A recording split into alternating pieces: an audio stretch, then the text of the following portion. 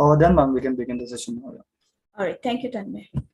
Thank you, ma'am. Good morning, all. This is Dr. Smita Agarwal, and I welcome you all to the session, first live session of Python for Business Analytics.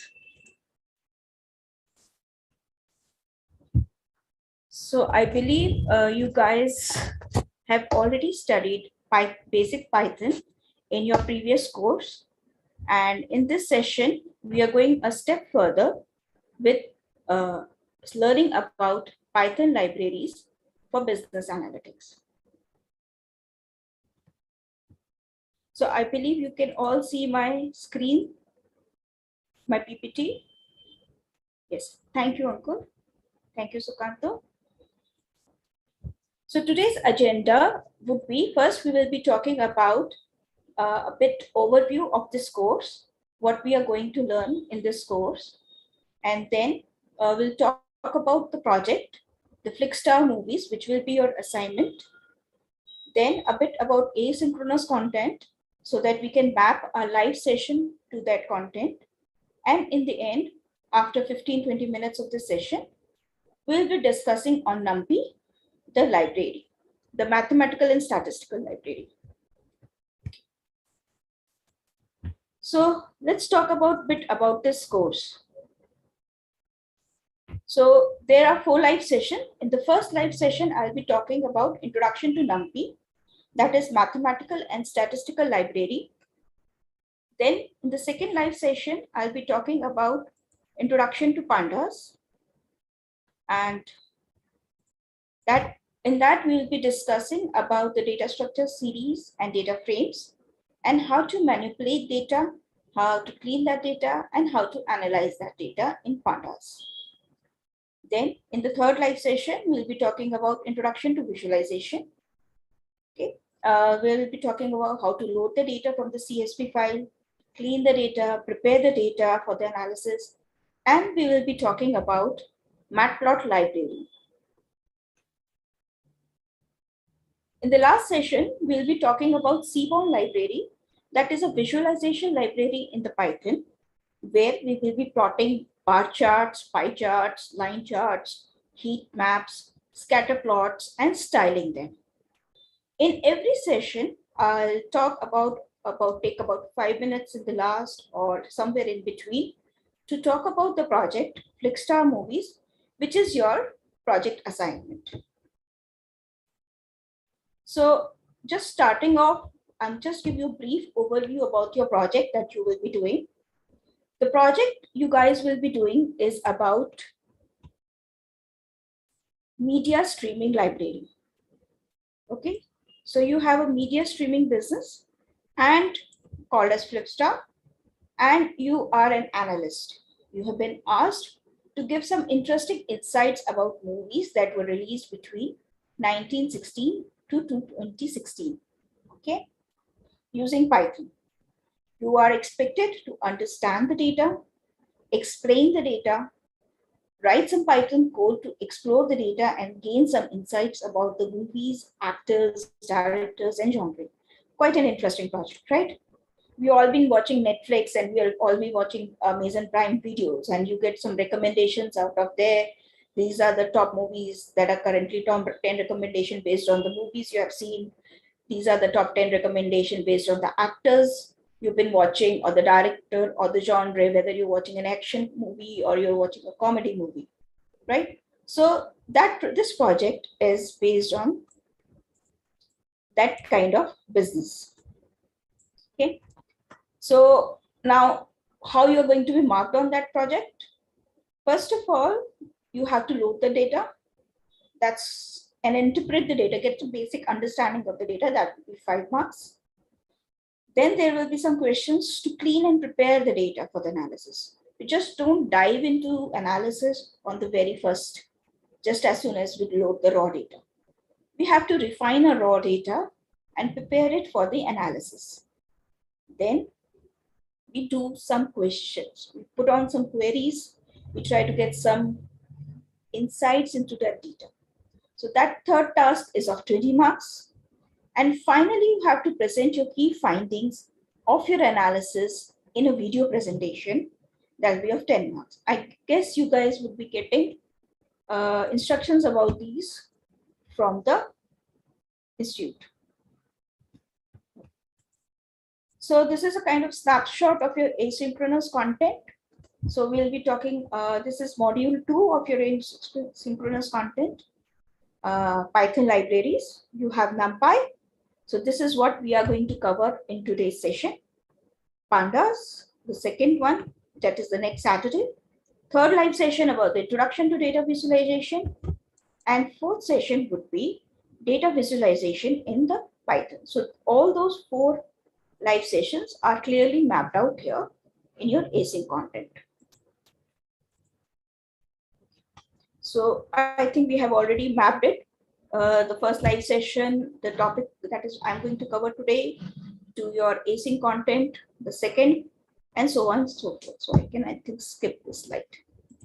All right. Now, let's come back to what we are going to do today. Okay. So we are going to start with Numpy. And this is all we are going to discuss it about. First of all, we'll learn about certain basics, that is ABCs of Numpy, what we need to do. Then we move on to creating Numpy arrays, various forms of Numpy arrays, how we can create a 1D array, how we create a 2D array, and so on and so forth. Then we are going to talk about the structure and the content of the arrays. How do we see that array? How do we analyze that array? What are the different attributes of that array? What is the size? What is the dimensions? Then we come to the array manipulation. Okay, whether we are filtering the array, whether we are sorting the array, whether we are performing an addition operation, whether we are performing a multiplication operation. Okay.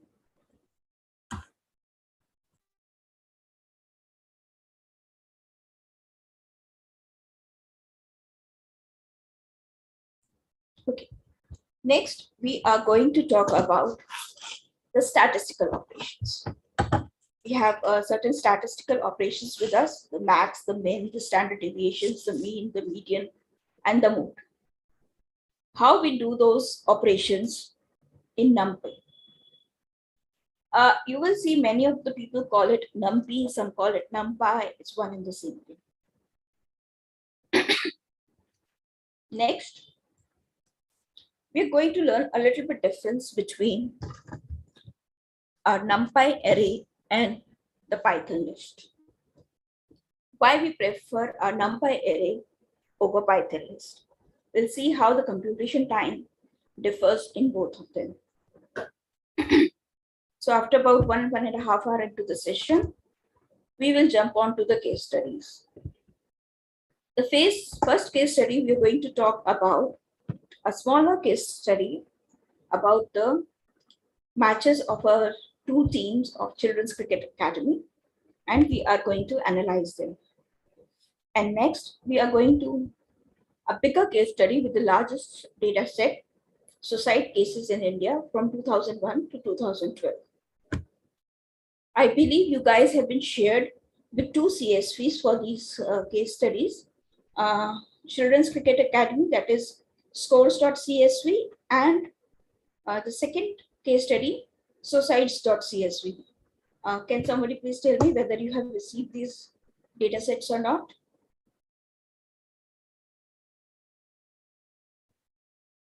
Okay, you have not received it. Okay, I did share with them. Let me see, how can I share with you guys?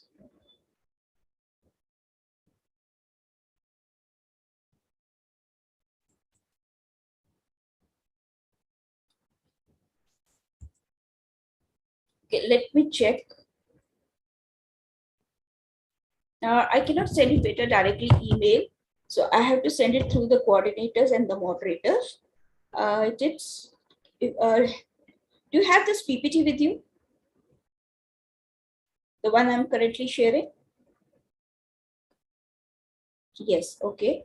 I did send the CSVs with that PPT. Okay, okay.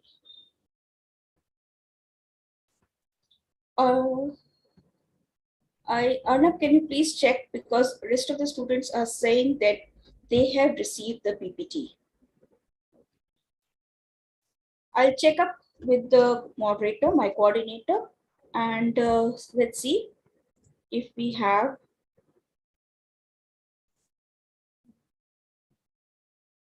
If they can share it with you guys, because I've already shared about 2-3 days back.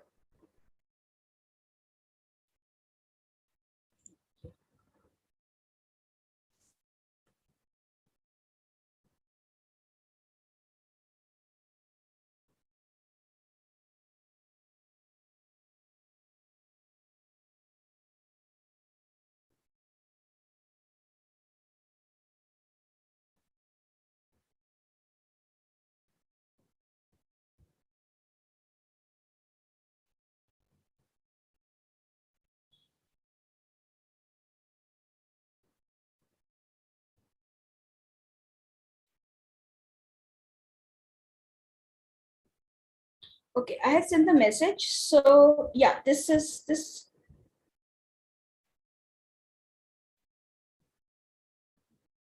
I've sent the message. So by the time, just a second.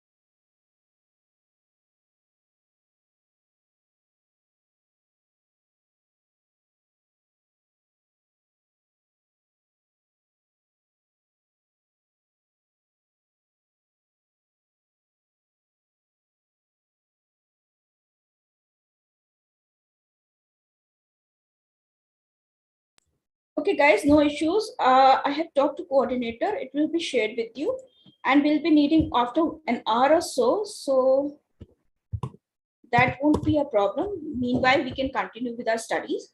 By the time we learn Numpy, the CSVs will be with you. Okay, so let's go ahead. Let's talk about Numpy.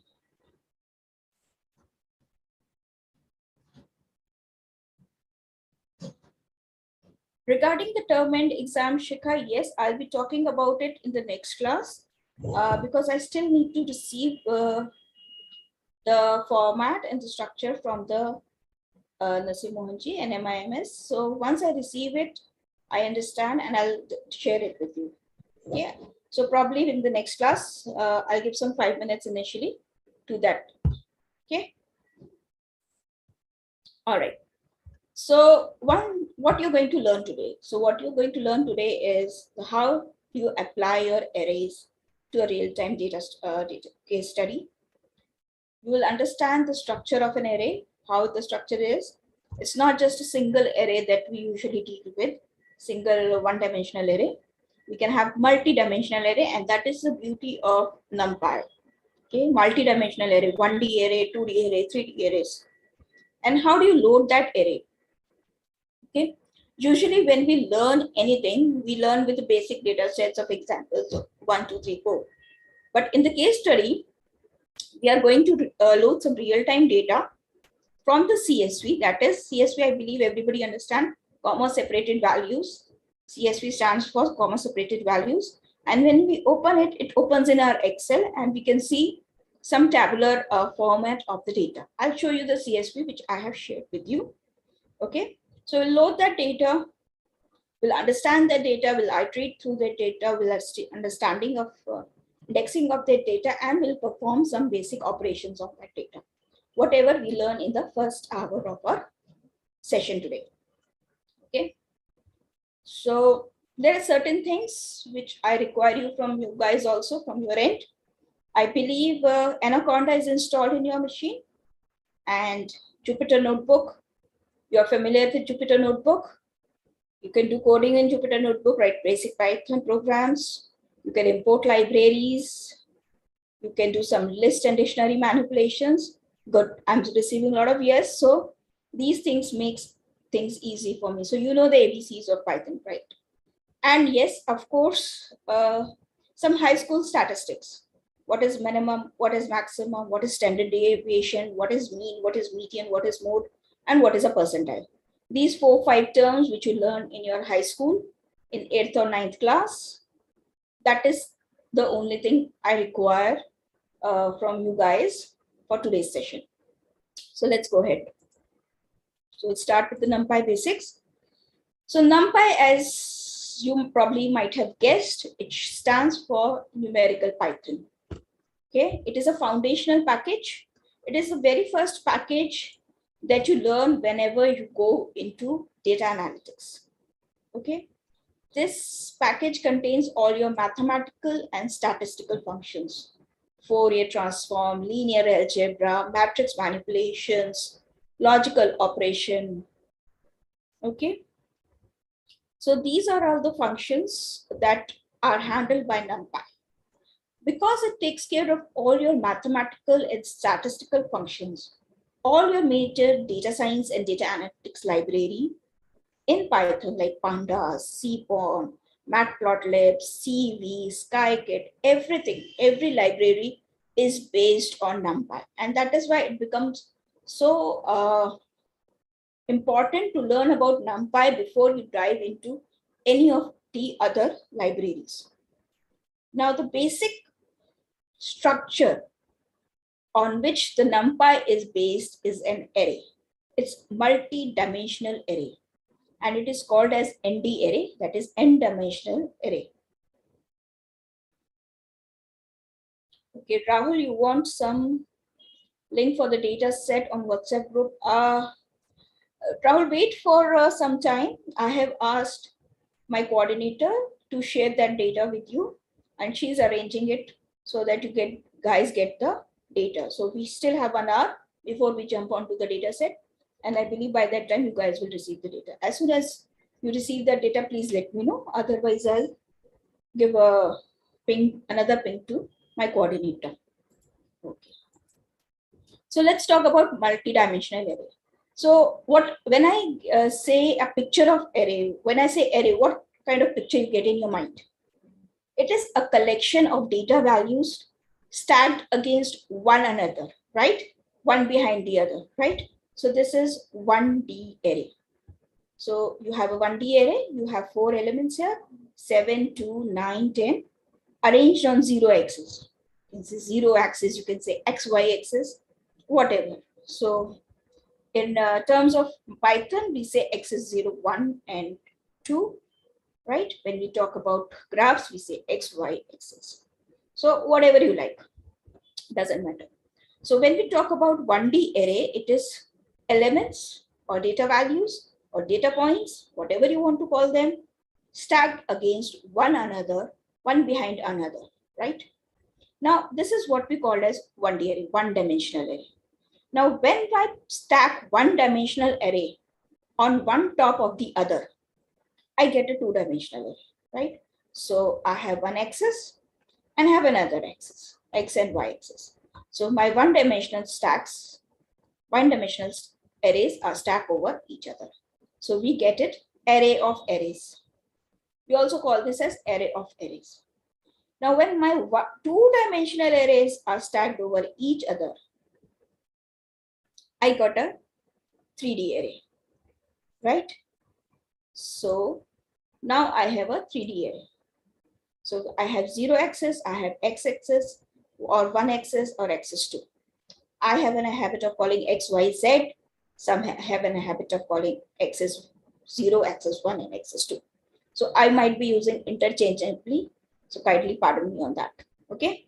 So you have 1D array, we have 2D array, and we have 3D array. Now, how do we understand what is the shape of an array? Now here I have 4 elements stacked against one another. So my shape of the array is 4 comma. It's a tuple. So I believe you know what a tuple in Python is. So it's a tuple. So they are stacked against one another. Now here I have 2 rows and 3 columns. Okay, I have 2 rows and I have 3 columns. So the shape of my 2-dimensional array is 2, 3. It's always R, C. Remember that. Okay, it's always R, C, row, C. So never go wrong in that. Or 0 axis or 1 axis. Okay. The 3D array axis 0, axis 1, axis 2. So 4 rows, 3 columns, and 2 on the z-axis. So 4, 3, 2. That is how we are going to recognize our arrays. Okay. So this is dimension of the array and this is the shape of the array. We don't call it size. Remember guys, we don't call it as a size of an array because size means something else in this Python Numpy, and we are going to see that when we learn about the attributes. Okay, so NumPy is faster. I'll show you how much it is faster than your Python. We'll be doing some kind of a calculations, and I can show you that your NumPy array is much faster than your Python list. Okay, I can work with a whole set of data, whole collection of data. I mean, 1,000,000 data points in one go with NumPy. We'll be doing that today. We'll be doing an operation on 1,000,000 data points today, and then we see how it is faster than a Python list. And the wide range of numerical, statistical, and data analysis functions. See, guys, we are not going to touch upon each and every function of the NumPy, but yes, the most commonly used, the most everyday functions which we see here, we are going to work on that. Okay. Now I want you guys to open your Anacondas, open your Jupyter notebook, get to a folder wherever you want to your working folder, whether it is NMIS and you made a separate folder for this course or made a separate folder for this live session, wherever you are, wherever your working folder is. Okay. So open that folder and create a new Python file. So I'm going to do the same, and now we are going to start with our hands-on. So let me open my Anaconda Navigator.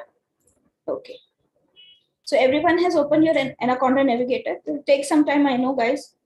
So just open it and let me know when you have opened it. All right. So I've got Shan, Sukanto, Akash, done. Guys, there are 34 of you. So let me take a sampling of these 4 since these 4 have done. Anshul has also done. So all 34 must have done, right? Okay. There is a little thing before we jump on to NumPy. I want to show you something on this Anaconda Navigator before we start our hands-on.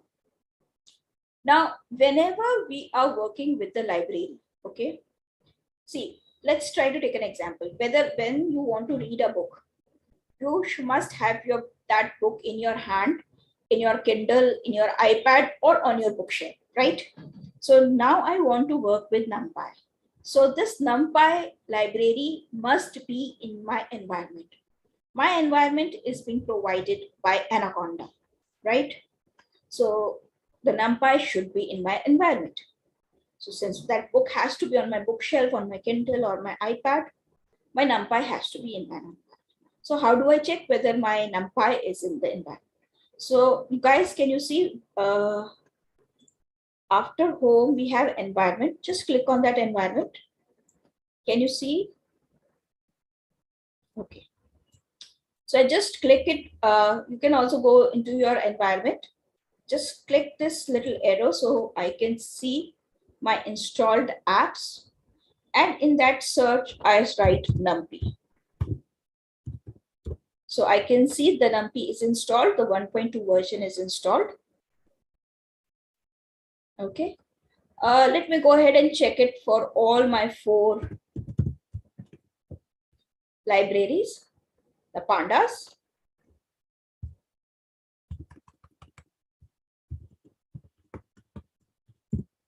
the matplotlib, and the cbom. So I'm good to go since I have all the 4 libraries with me. You guys can also check with yourself. So you have, see, the advantage of working with Anaconda is everything comes pre-installed. So you don't have to worry about it. In case you're working in some other environment, Colab or PyCharm, you might need to install these libraries. Okay. So let's go ahead with what we are learning. And I'm opening my Jupyter notebook.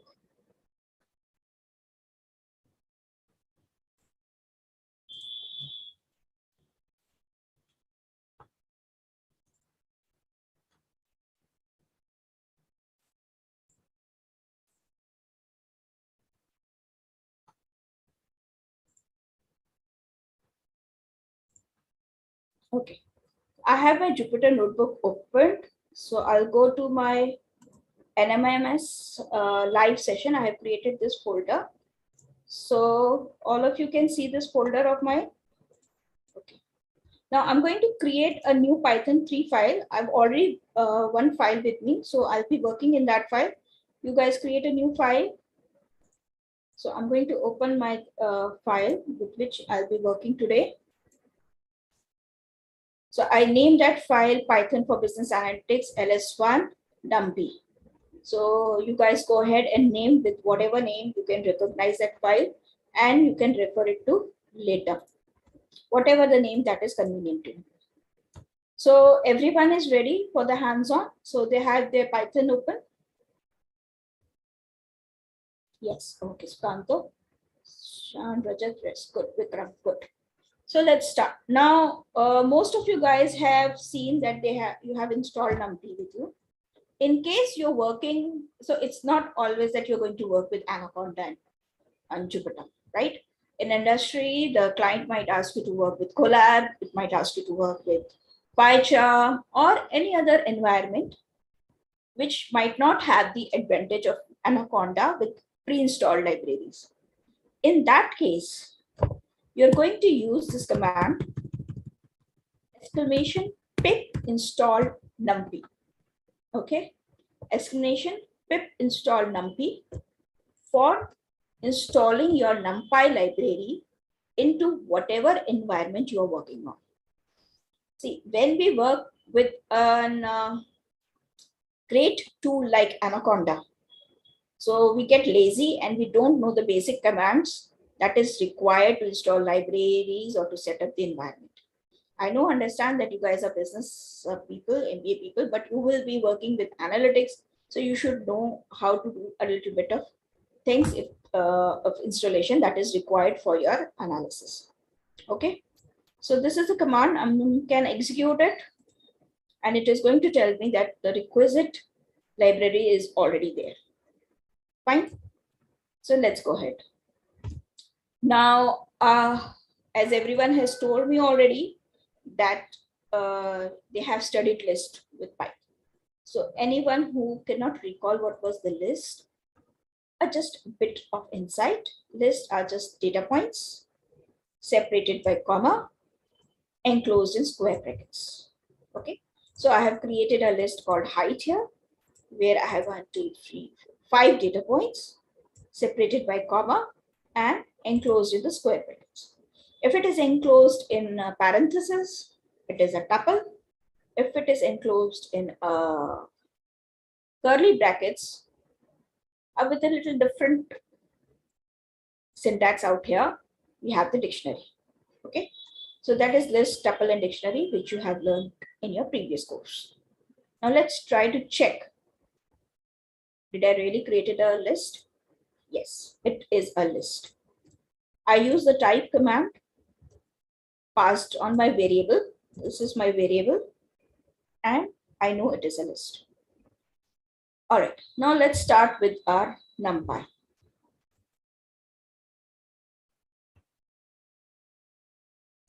Yes, you can add these spaces or you don't add these spaces. It doesn't make a difference. See, which one? I'll remove those spaces and again run. It doesn't matter. the Python will ignore those spaces. Okay. All right. So now let's start with the NumPy. See, we have checked that we have our book in our bookshelf or in our Kindle. Now to read that book, we have to take that book out of our bookshelf, open a page and read it, right? That is how you read a book. If your book is kept in your bookshelf, it doesn't mean automatically that you know what is the content of the book, right? Similarly, when you have a library here, NumPy in your environment, and you want to use it, you need to import it in your code. You need to tell your notebook, yes, I'll be working with NumPy, so please open NumPy for me. Okay, so how do you open a NumPy in your notebook? This code page is called as notebook. So this is my Jupyter notebook. So I'm calling this code page as a notebook. So I'll say import NumPy as NP. So this is a way of telling my Jupyter notebook that I'll be using NumPy. In case I'm using pandas, I'll say import pandas. Now, since I'm not using pandas in this notebook, I'm not asking it to open the pandas. So whatever library you are going to work in your notebook, make it a habit that the very first command you're going to write is to import all those libraries. Don't do it in between. That looks, messy. As an industry standard, a good industry coding standard, you should import whatever you like, whatever you need as the first command. Okay.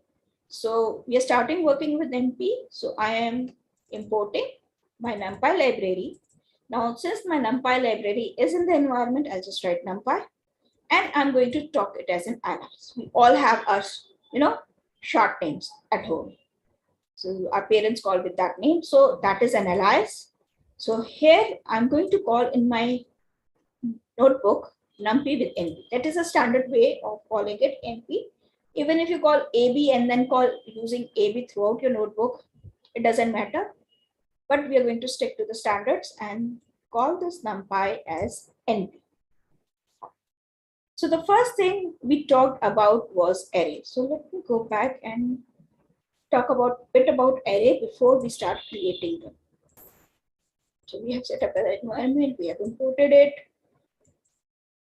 Okay. So let's talk about a bit about array before we go ahead. So the NumPy has an array which is a multi-dimensional object, and it is called as ND array. The main thing you need to remember is with Python list, we have heterogeneous data. That means I can have an integer, I can have a float, I can have a string within the same list. But that is not the case with the array. With the array, I need to have a similar kind of data. Not similar, exactly same data type. So my items or data values or data points in my array are homogeneous. So if it is an integer array, all my data points are going to be integer. If it is a float array, all my data points are going to be float. Okay. Now, you will see that when we do our case study, that is not the case. You will see some things are integers, some things are strings, and some things are float. Yet I'm saying that it is a homogeneous array. So what does Python do is it converts all those integers and floats into the string. Okay, it will convert all that integers and floats, anything else you see, into string and maintains the homogeneity, right? So every item on the data or on our array has the same data type. Yes, you will see different things, integers, floats, and strings, but if you check the data types, they're all same. Okay. And this is the reason, since they are homogeneous data type, they take same amount of memory. So with integers, you will have 4 bytes, with floats, you will have 8 bytes, and so on and so forth. Okay. And the data type of the object or the data type of the data point or the data value or the item that we have stored in the array is called as D type.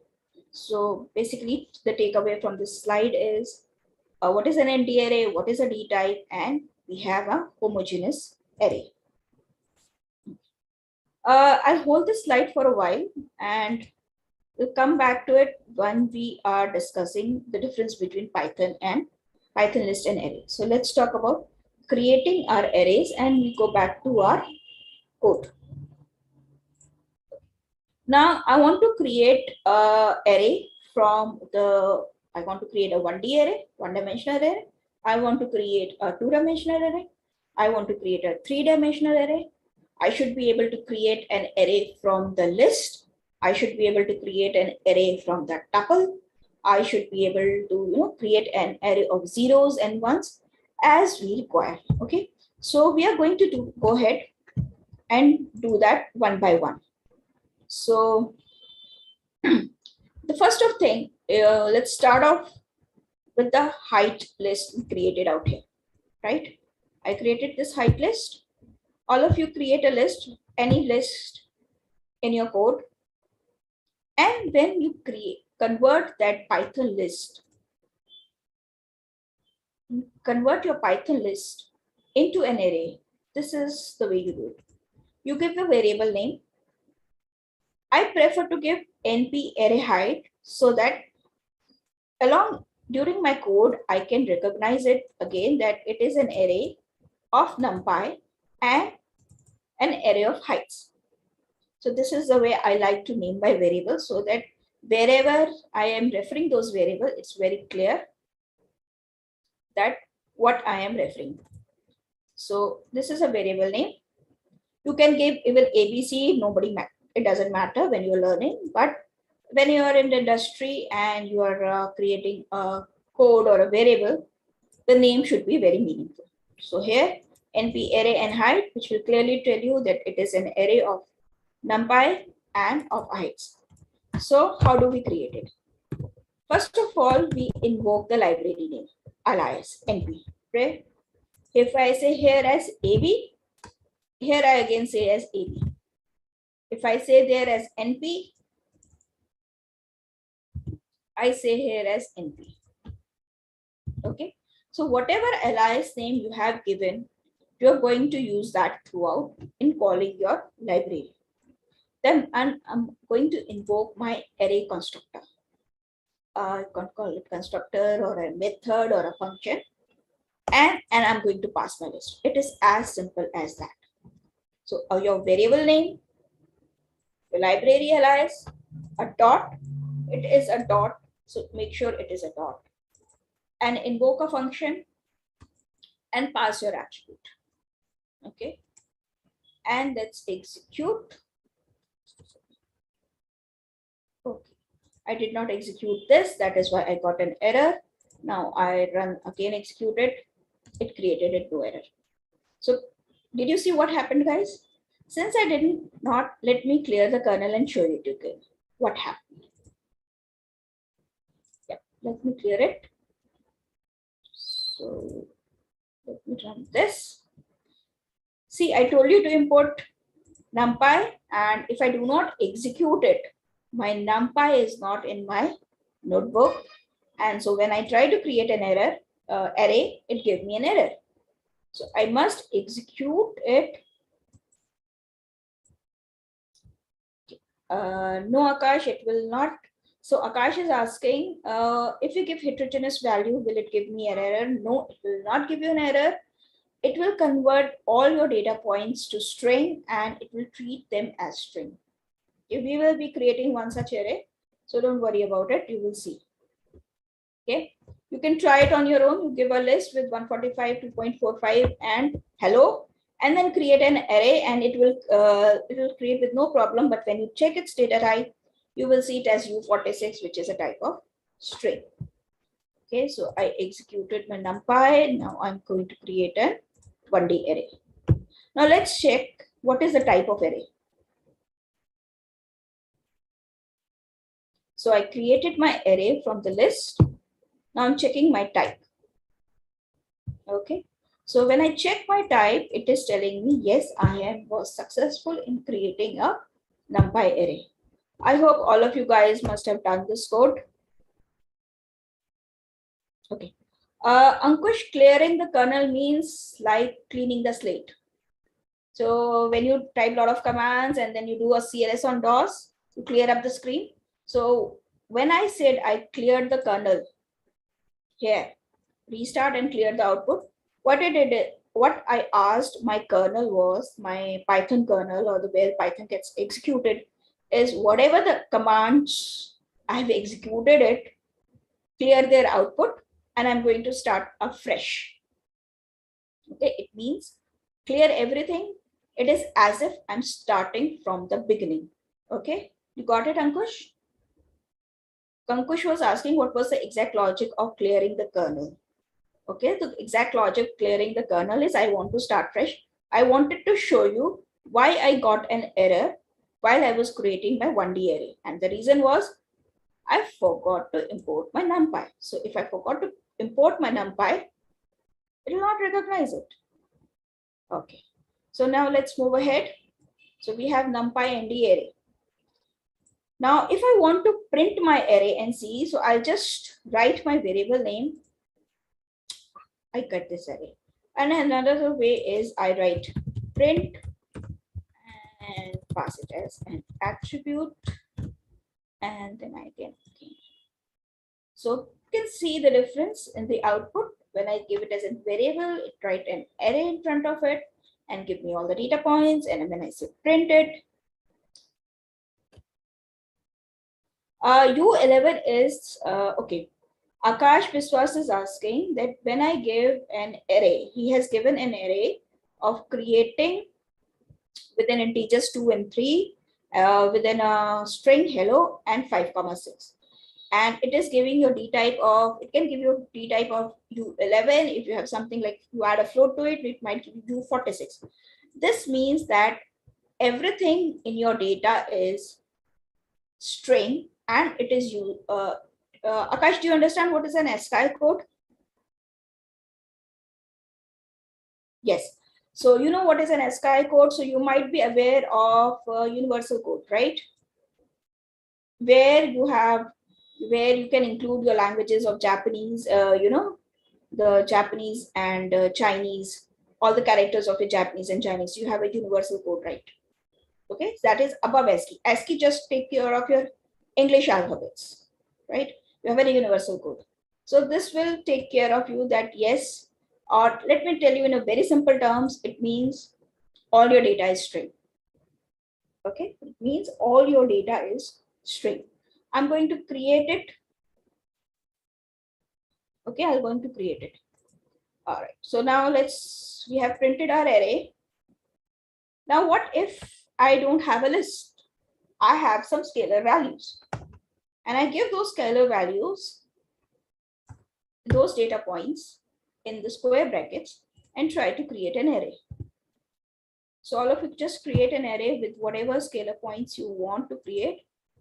And we have an array of one dimension. So since we have talked about one dimensional array, now let's see how we do it for the two dimensional. So I create a variable so that I can recognize it's a two-dimensional array. Now, when I give two-dimensional array, I have to give one row stacked on the another row and enclosed within the square brackets.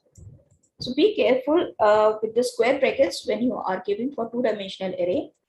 So create a variable, call your library, call your array function, and in the parenthesis, see parenthesis, that means I'm calling a function. I give my two-dimensional list. And then when I execute it and run, you can see I have 1, 2, 3, and 4, 5, 6 stacked on top of each other. Similarly, I can create a 3D array. So all of you just create one 3D array and let me know on chat that whether you were successful in creating a 3D array or not. In 3D array, what we do is 1D array, one array, 1D array, and we have 3 and 4 stacked on it. It becomes one row, 2D array, and 2D array stacked on another 2D array and another 2D array. Okay, So we have your 3D array. So let me execute a 3D array and print it. Yes, we have 1D array stacked on top of, we get 2D, and 2D stacked on one top of another, we got 3D. So everyone has done with very good, very fast. So we will be very well paced now. So this is how you create an array with the scalar values. Okay, next list we have already done. So I'll just execute for the purpose of the completion here. So everyone has done list. So now we know how to create a 1D array, we know how to create a 2D array and a 3D array from scalar values, and we know how to create a from it list. Now let's look at the tuple. This is my tuple, a numerical tuple. Okay. Yes, Ankush, you can go ahead and do it for the 4D array, but this thing becomes more and more complicated. And usually when we are dealing with the real-time data, mostly we have 3D, three-dimensional data, yes, but you can go ahead with 4-dimensional also. You can go ahead. You can go ahead for 4D, you can go ahead for 5D, any Ds you want, and it will create an array for you. But yes, the structure will get more and more complicated. So you need to be very careful with your brackets and everything. You can go ahead and try. Okay. Right. So Ankush was asking, can we have 4D and further 2? Yes, we can have 4D, we can have 5D, we can have 6D and NDs. You see, that is why it is called as ND. Okay, n-dimensional data. But then the structure will, this structure is going to get more and more complicated. Okay, so usually when we deal with data sets, we are usually in the case studies and in the real time and industry, we are usually have only 2-dimensional, at most 3-dimensional when we are doing into deep learning and so on. There in when you do deep learning and you have 3D data. I've rarely seen a 4D data. Okay, but yes, to satisfy your curiosity, Ankush, you must do that. Okay, you must do that. All right, now let's go back and do it with a tuple. Tuple is, you can just copy paste your height here and list here and change the square brackets to the parenthesis and you have your tuple. So let's go ahead, same command, same execution syntax, and just run it. We have a tuple. Okay, let me introduce a cell below above here. And let's see the output here, whether I really did it from a tuple or not. So yes, this is my tuple. The output here is tuple. And then with tuple, when I create it, I have an array. Okay. So I guess this is something you have done. All right. Now we have a very interesting thing in NumPy that we can create a basic shape of our array. Say we want to work with an array, but before we fill in those data values, we should have that basic shape of that array, right? So I can have an array of zeros or I can have an array of ones. Whatever, say if I'm doing something on additions, I can do on zeros because 0 is an identity number for an addition. And if I'm doing something with the multiplications, I'm playing with the products, I can go for array of ones because in that case, 1 is my identity, right?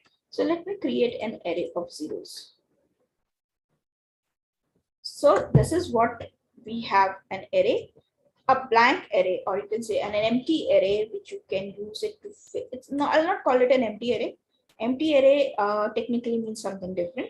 We call it an array of zeros. Now I can fill in the values as we go along processing those arrays. You can see there is a dot after 0. Can someone tell me why we have these dots? Can someone tell me why we have these dots after 0? I see the command for creating an array of 0 was np, my library alias, and zeros, simple command. You don't need to remember it. If you want to create a zeros, you call zeros, and you want to create ones, you call ones. So can someone tell me why we have a dot? after 0. Why it created search? Yes, please. Yes, Shan. Right. Yes, Shan, it is a float type. Right. So data type here is of float type. That is why we have dot. Very good, Shan. That is what the answer I was looking for. Okay. So now let's go ahead and create for ones also. So we have the same command, np zeros for zeros and np ones for ones. And in the parenthesis, what I have given, I wanted 3 rows and 2 columns. Here, let me change here. I want, say, 2 rows. It's 4 rows and 3 columns. And I want a z-axis too. Okay. So let's run this. Yeah. So we got 4. Okay. We got 3. And we got 1. All right. Ma'am, could you show us how to assign values to an individual element of a numpy? Yes, we will be doing that, Sean. Coming to it, when we are doing array manipulations, I'll show you how to assign an individual element. Okay. Just for you, I can do just one out here. Okay. I have this, right? So when I'm doing indexing and accessing those values, you can do that. Last argument 1. See, it's a 3-dimensional. Vikram is asking, what does the last argument 1 mean? So 1 means, Vikram, let me show you something. We talked about multi-dimensional array, right? In a 3D array, I give 3 values, 4, 3, 2. Here I've given 4, 3, 1. So 4 rows, 3 columns, and I've given just 1 for the z-axis. Okay, got it? So I have tried to create a 3-dimensional array. Okay, coming back to Shan question. Okay, let me go back to my code. Okay, now Shan wants that. How do I assign? Okay, for your question, let me insert a cell above here. So I have a 0 array of zeros. Okay, what I'll do is I say 0, 0 equal to 5. Okay, run. And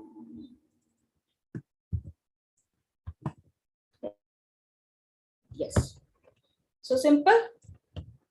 I have said on my first element, first row, first column. Okay, so when we will be discussing indexing, Sean, when we'll be discussing indexing, I'll show you what does it mean. So we'll reach that in 5 minutes. So just have some patience. But since you asked for it, I showed you how you can assign an element. Okay, just have some patience and we can go ahead. Ma'am, can you put 2 in the z-axis? Okay, I'll put that too. So Ankush was asking, if I put 2, what will happen? 2. Let me put 5. Then you will get a real idea. See, this is 5, this is 4, this is 3. Getting it? So you can play around with various shapes and see how your array would look like. Do it with ones or zeros. So can I go ahead, please, now? Yes, by default, so contour, it will be float. If I want to change it to as int, I will use as type. I'll show you how to do that. We'll be doing that in our case study. Okay, I'll be converting that to data type int. See, this is 1 dot. So this is float. We'll use a command as type and convert it into int. I'll show you that in our case study. Just have some, we have to wait half an hour or so. Okay. All right. So let's move ahead. So I have created my array of zeros. I have created my array of ones. Now, what if I want to create an array of random numbers, right? I want to do some, playing some lucky game and generate some random numbers in bingo or something like that. And how do I create one? Simple. There is a command library random.random. Okay. Random.random will create an array of floats. Okay. Between 0 and 1. Between 0 and 1 of whatever shape we have given. See, this is a misnomer out here saying size, it should be shape, but fine. Whatever the Python syntax has given us, we will work with that. So we have np random.random. We'll give the size of the matrix or the array or two-dimensional array we want. And we will have between 0 and 1, a random list of random numbers. Now, if I want to go and create for integers, so it will be np random.rand int, R-A-N-D int random integers. Now you see there are plenty of numbers I have given out here in the argument. Okay, so all of you have created a random of floats. It's simple. Take a variable name, alias, random.random, and the size, and it will create for 0 and 1. Now, what happens in the integers? Okay, integers is when I talk about integer, my lower argument, the first argument talks about my start point, or you can say the lowest value it can take. Okay. The second argument talks about the highest, or you can say stop. I usually like to remember at start and stop. So from where do I want to start and where do I want to stop? So I'll start from 5 and I want to stop before 10. This is one thing you need to remember. Whatever the data point I give for the stop, it is not included. So my numbers would be from 5 to 9. And then I give my shape number. Okay. So I want to create a matrix or a two-dimensional array of shape 3 rows and 2 columns with the numbers, integer numbers between 5 and 10. Okay. So let's run it. So you can see the 10 is not included. Oh, you can say, ma'am, it's a random number. What if I reduce it to 8? I reduce it to 8. See, it is given 7 4 times, but it has not given me 8. Right? So 8 is never included. If I give 5 and 100, it will create accordingly. I give it a wider range. It gives me a wider choice of random numbers. I don't give it a range. It's stuck between whatever the range I provide. So I have a start, I have a stop. The stop number is not included, and then I give it a shape. So this is how I can create my array of random integers. All right. Now, every one of you must have remembered using a range function in list. Remember? Yes, no? Let me know. Yes. Okay, Sukant is saying yes. Harshit is saying yes. Okay. So with sampling size of 3 saying yes, I can believe all 31 of you have remember it. Okay, 30 of you guys remember it. All right, let's go ahead. Now, similar to the range function of list, I have a range function in my array, and it does exactly the same. I give the start, I give the stop, and it creates an array of those numbers, excluding my stop number. Okay, it is work exactly as the range. Okay, we will be using later on. So this is how we can create a different type of arrays, okay, in our NumPy, using our NumPy. Okay. So any doubt till now? Any question? You can ask and go ahead in the chat. I don't see any hands raised. So, and nothing. What if we want a decimal number? Can we give a range in a, if we give dimension? See, you want size as decimal numbers? 3 point, how can you have a size, beta? See, it has to be, you can give decimal out here.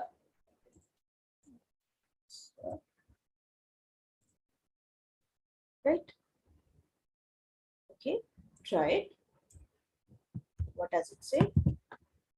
1, 0, and 1, we'll try it out. See, if it is 0 and 1, it is giving just your integers or 0. So, because 1 is not included, it will give you just 0. So, Ankush was asked, Akash was asking. Okay. Scroll out. Ankush was asking like between 0 and 1. So, if you give 0 and 1, it will give me just an array of 0. Okay, it will give me all the integers in the array. All right, now let's move ahead with the structure and the content of the arrays. Now, when we talk about the structure and the content of arrays, see, whenever we load our data points from our CSV files, the data sets, you usually have 1 lakh to 2 lakh or 1 million records in that, right? So today when we are going to load the file of suicides, right? Suicides.csv, it has 16 lakh data points. Okay, so we will be dealing 16 lakh of data points in that code, in one code. So how do we identify what is the shape of my array, what is my size of an array, what kind of data I'm dealing with, right? So we try to understand, once we load our array, once we load our data set into our array, we try to understand what are the different attributes of it. Okay. So to understand different attributes, Ankush, regarding your decimal points, if you want decimal points, let me get back to you on that. Okay, in the next class, if you want a decimal point between those, how do you generate a decimal point, right? Decimal point array. Okay, just so I'll get back to you on that. Okay, so let's talk about attributes. Okay. So the first attribute we are going to talk about is endim. Endim is nothing but gives you the dimension of array. So whether it's a one-dimensional array, a two-dimensional array, or three-dimensional. So I've created one with the height. So let's run it. We know that this is one-dimensional and it is giving me one dimension. I created my 2D array above, or I can create one again here. And the command for getting the number of dimensions is endim. Usually we work with a two-dimensional array and sometimes with three-dimensional array. Okay, or 1 or 2 is the most commonly thing we use. So now after endim,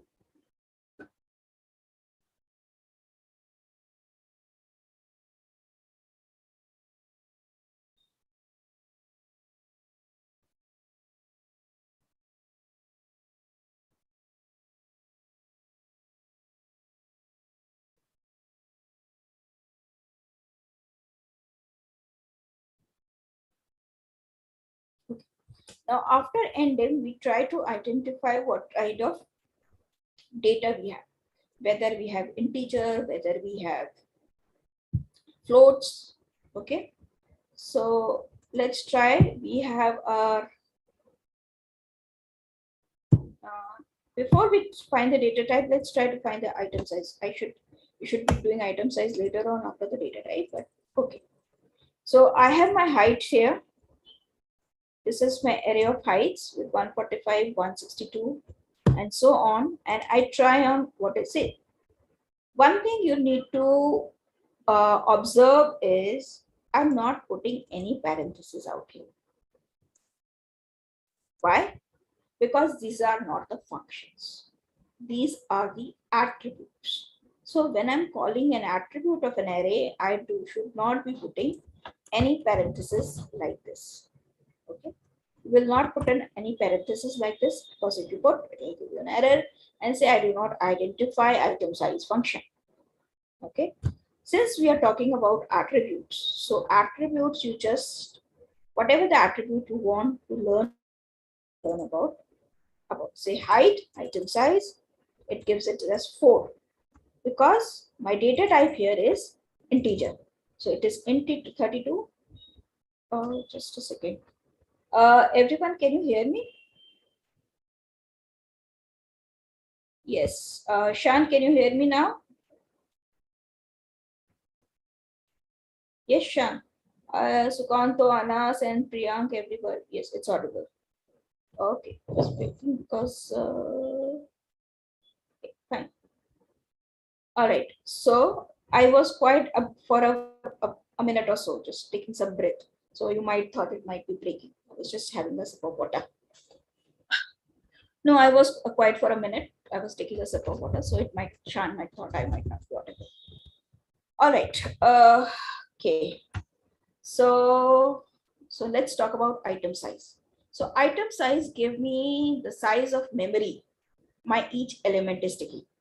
So if my height I am taking as integer here, so it is taking 4 bytes of data.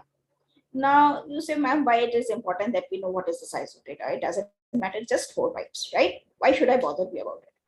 So, right, you should be bothered about it because here I have only 5 data points. So the total size of my height is 20 bytes, right? But today when I'm going to load my data set for suicide, it has 16 lakh data points. And if those 16 lakh each has 4 bytes, you are surely using some good MB of data. Or when we'll be talking about vectorization, we have 1,000,000 data points. We'll be dealing with 1,000,000 data points, 1,000,000 integers. So can you tell me what is the total data size we are dealing in bytes? If I have 1,000,000 of integers, we have to calculate. Just thinking, right?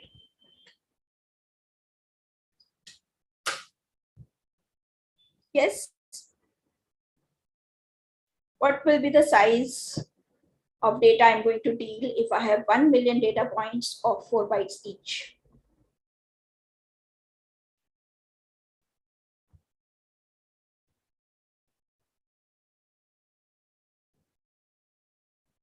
Why I'm not having any answer? You guys can hear me, right? I'm saying if I have one item, data item, yes, 4 million what? 4 million what, Anas?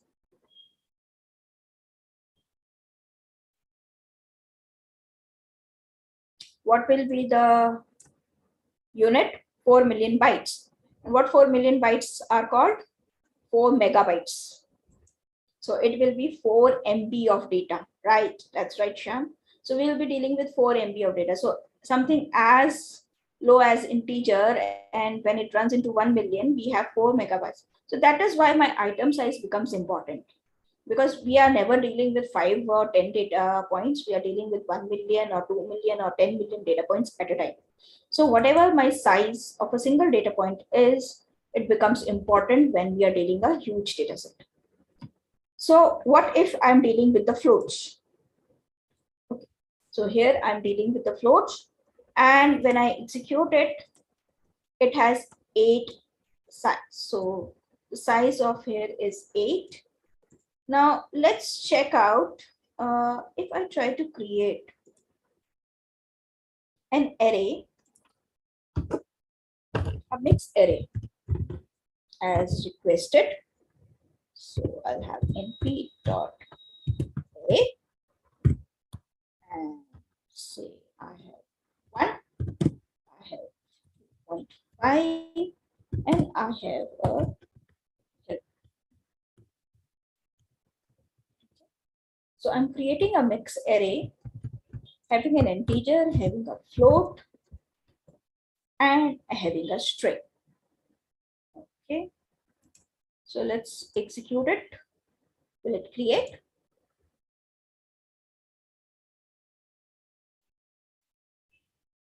Okay. It has to be given in the list. It has created, right? It has created a mixed array. So now let me type. Okay. So let's try to see what we have here. We have an array with data type U32. You got U11, I got U32. Why? It's all our string. So let's insert another cell and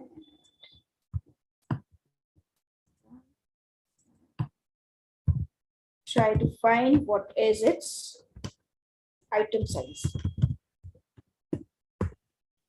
Okay, let's try to find its item size, 128. So I'm here creating a mixed array of one integer, one float, and one string. I think one of you asked what will happen if we have a mixed array. This is what happens. I give it as a list. Okay, I can create an array, but what it will do, it will deal each.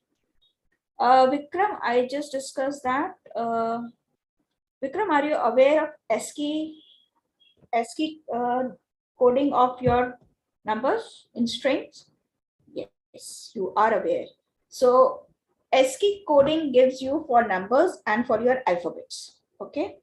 When I say it's U11, U32, or U46, it is a universal coding.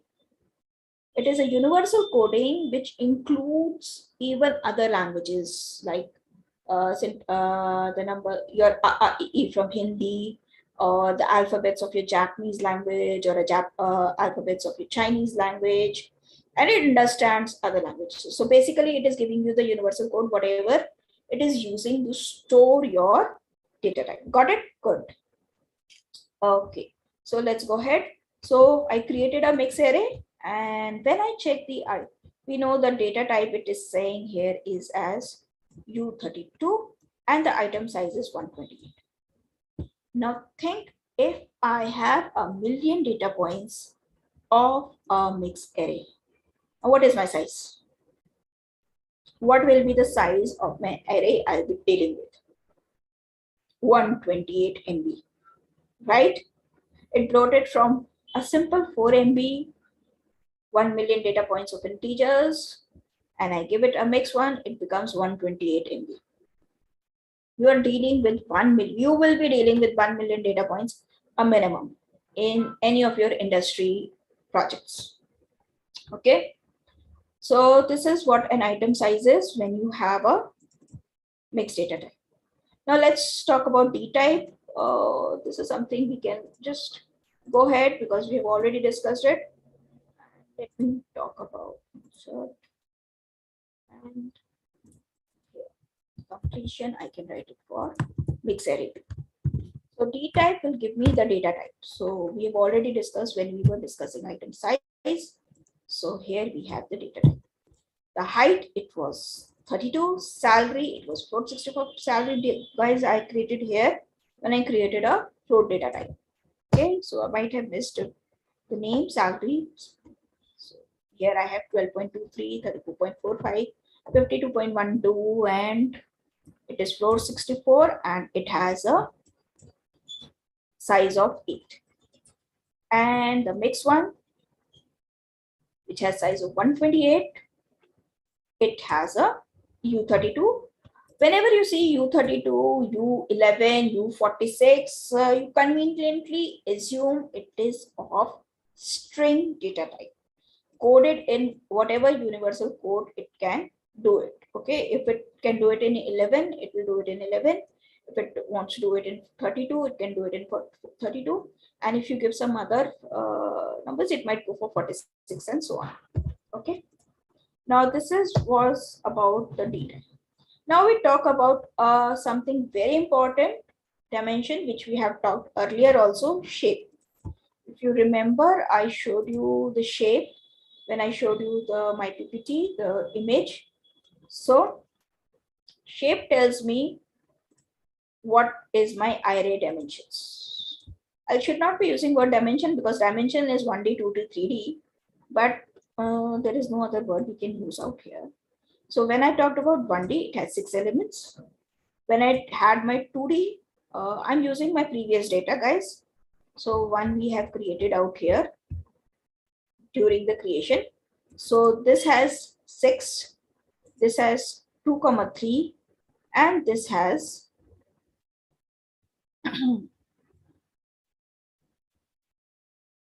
this has 3, 2, 2. My 3D array has 3, 2, 2. This is the shape we are dealing. So usually whenever we load our data set into our array, give me a sec, I'll have a memory. Okay. Once we load our data set into our array, just a sec, guys.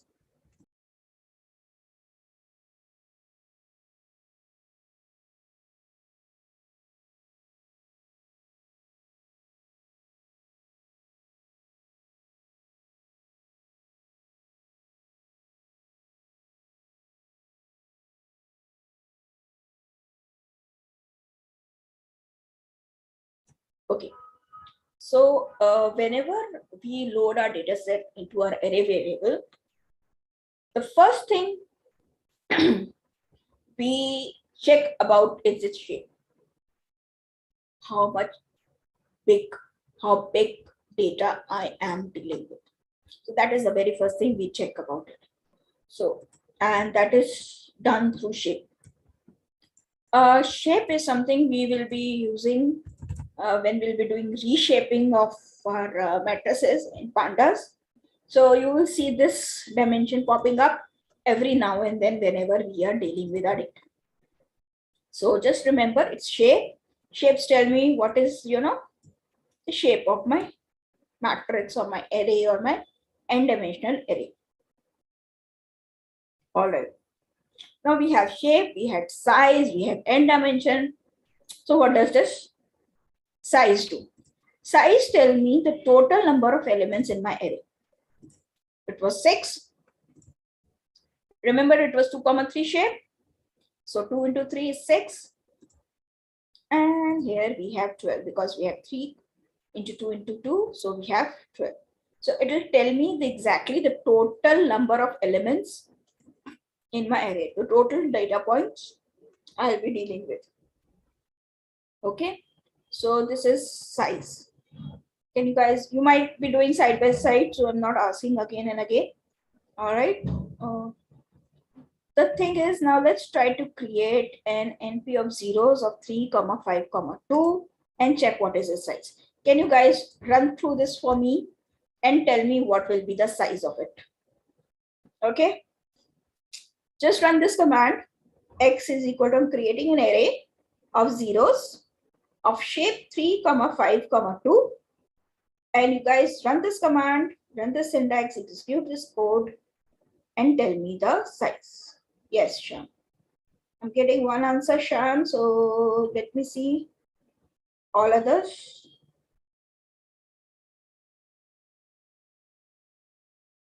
Good.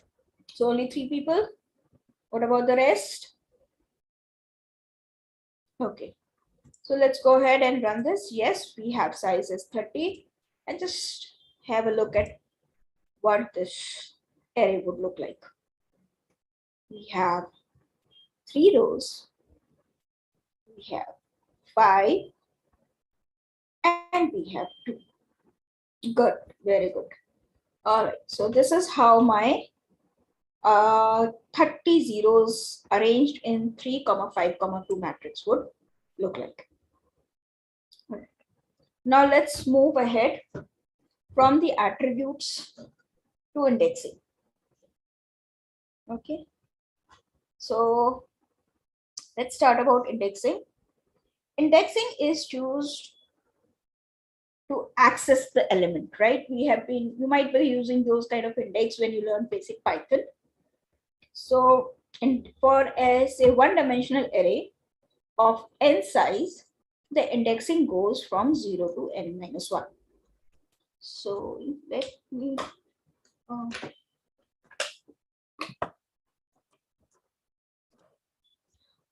let's say let me share a whiteboard with you.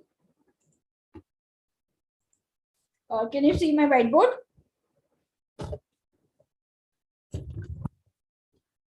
Yes, okay. So here I'm creating an array. Okay. 1, 2, 3, 4, 5 elements.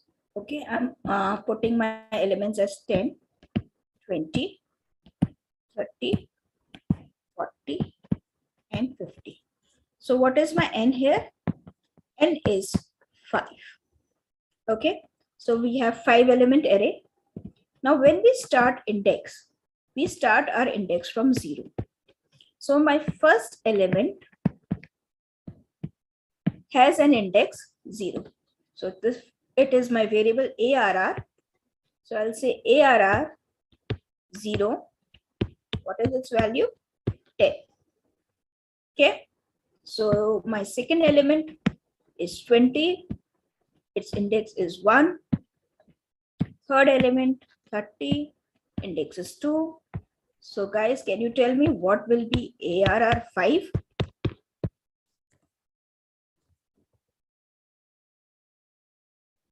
Yes. What will be ARR 5? Error. Right, Sukanta. Right, Sean. Right, Harshit. It will be an error because this is 3, this is 4, and there is nothing for 5. Okay. So our array goes from 0 to n minus 1. All right. So let's go back to our code. I hope you guys have understood about it, and we can go ahead. Right. So I have my 1D array. I can use either a print or you can just directly run a command. So this was my array, and I tried to print 2, third element at index 2. So this is what we have 3. It's simple as that. Now things become more and more complex as we go ahead. So let's create an ND 2-dimensional array. Okay, this is the shape. This is the dimensions. Now can you tell me what I'll get when I print 1, 2 on my 2-dimensional array? So this is my 2-dimensional array for you guys. And when I say 1, 2, what is the value I'm going to get here? Can I say see? No, Sukanto, you're wrong, not 2. Shan, you are right. Other guys, please try. You might have created a 2D array before in your code. You can use that same variable, so no problem. Yes, Harshit, Himanshi, Sukanto, right? Yeah, we are going to get the 6. So let me execute it. Yes, Ankush. Okay, so we have 6 out here. Okay, on play around, we have 3, 3. So what I'm going to get for 3, 3? What I'm going to get when I say 3, 3?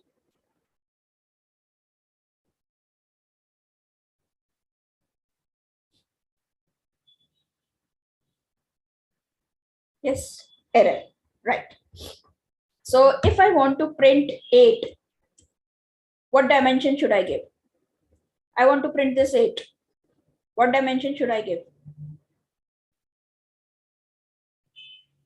3, 2? I'm not slicing, Shan. It's not 2, 1. 3, 2, Harshit. No. Execute that code. If 3, 3 is giving me error, how can 3, 2 be the answer? 2, 1. Okay, 2 comma 1, 2 comma 1. So let me try what you guys have given the answer as. So Akash gave me 3 comma, where it is, 3 comma 2. So let me try first Akash option, 3 comma 2, error, indexing error, because it goes till n minus 1. Shan, I'm not trying because it's not 2 colon 1, it's going to be 2 comma 1. Okay, see, this is 0, this is 1, this is 2. So I'm accessing the index equal to 2 row. Column 147 is 0, 258 is 1. So 8 is the cross section of third row, second column. That means I equal to 2 and j equal to 1. And I am getting 8. Got it, Harshit and Akash? Everyone? Why should I be giving 2 comma 1? Just let me know. Yes. Okay, 2 comma 1. So I guess you guys are clear how to access. See, this is important. Indexing of element, because whatever element we are going to access in our data, we should be able to get hold of it. Okay. Now we come to the slicing operation. Slicing is same as we have done it in list. Okay. So with strings, what? You will have a string of, you can say you want a string of array of strings, indexing. Yes, dear, it'll work. Okay, you want me to show you, Ansh? I can create a small array. Okay, let's say you want me to create a string array. Okay, I'll create a string array for you.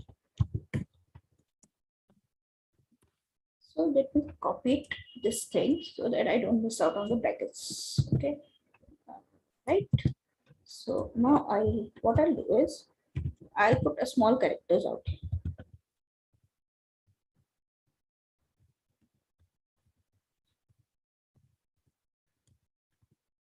All of you create along with me.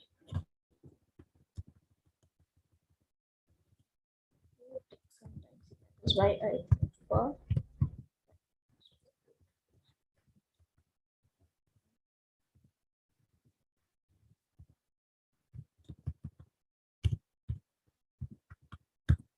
See, the string indexing will work in the same manner. Whatever your data type is. Yes. Okay. So I've created an array of 2-dimensional 3 comma 3. Okay. And let me print this array.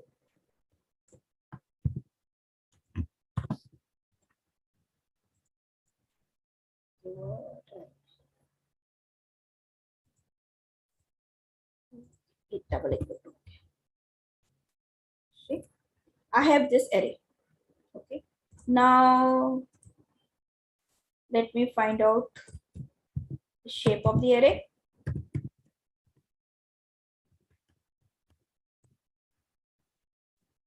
Three comma 3. Now let's try to access an element. So let's try to access the same element. 2 comma 1.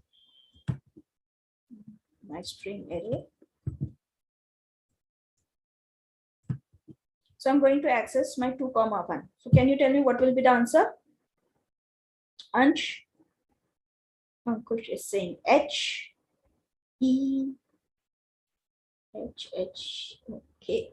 And the consensus for the H, Niladri not E, and Ansh not E. Right? Why? 2 comma 1. It's not second row, beta. It is third row. 2 means third row. 1 means second column. Just add 1 because indexing goes one step behind. Okay, just remember that, otherwise you will end up doing certain silly mistakes. That is what I used to do. Okay, don't do those silly mistakes. I'll put H because 2 comma 2 means third row, 1 means second column. Just add 1 and put it on your matrix. Okay. So now can we go ahead? Ansh, now if it's clear, right? Okay. Now let's go to the slicing operation. Now slicing operation is same as your slicing operation in list. See, that is why I told you, I asked you whether you remember your list manipulations or not in the beginning, because I'm going to map everything to that. If you know that, for me, it's an easy thing. Okay. Now how do we do the slicing operation? When we give a slicing operation, we do it in the square brackets. We give the start, we give the stop not included, and we give the step. Okay. Start, stop, step. Just remember this. And we separate them with the columns. Okay. So we separate them with the columns, start, stop, and step. So we have an array. I copied my array and just elongated with some few more data points so that I have some data points to work on it. Okay. I say this is an index. Remember again, these are index. So if I'm saying 2, it means I'm doing for my third element right here in case of 1D. And if it is 2D, it means third row. 2. I'm going to start with the 2. My stop is 8. So 8 is not included. I'll go till the 7th in the steps of 2. Okay. So execute it and tell me what is the answer. I'm waiting for the answer. What is the output we are going to get?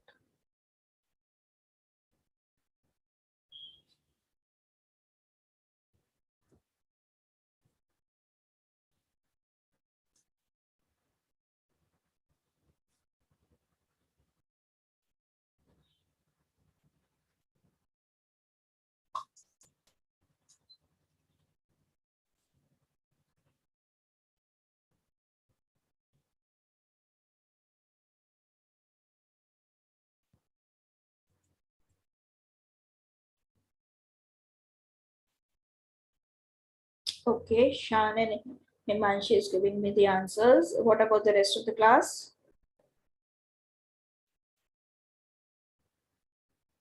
Okay, so let's execute it and say what we get. Yes, Ujjwal, this is Python for business analytics. And Shika, Himanshi, and Sean, your answers are right. Okay.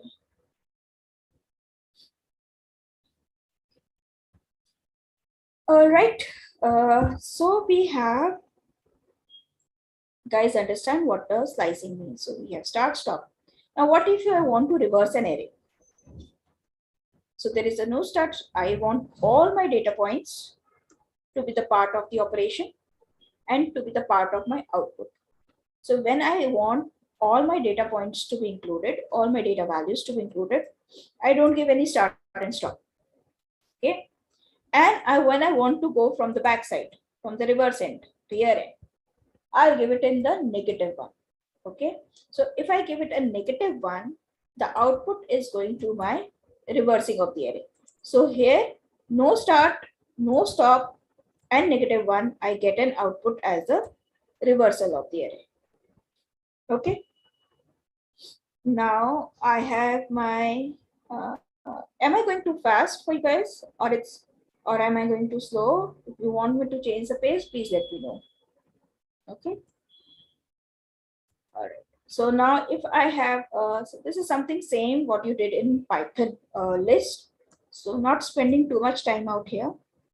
Now let's move to 2D array. Now what if I have a 2D array? We have this 2D array declared many times, just copy and paste it from the above. And what if I want only second and third row? I want 4, 5, 6, I want 7, 8, and 9. So 4, 5, 6 is my second row. For my second row, I'll give 1. And for my third row, what I'll give 3 because it will take -1. So I'll have the answer as 4, 5, 6, 7, 8, 9. Now see here, it is my 2D array. And I just give 1:3. I have not specified anything for my columns. So it is taking care of all my columns. Okay. It is taking care of all my columns. Now, if I want to include only the last column, I want this. Okay. I want second and third row, and I want only the column. So I just want answer as 6 and 9. So rows separately start, stop, and step. Column separately start, stop, and step. And those two separated by a comma. Okay. Now, can you tell me what will be the answer here? 1:3 and 1:3 for both rows and columns. What will be the answer I'll get?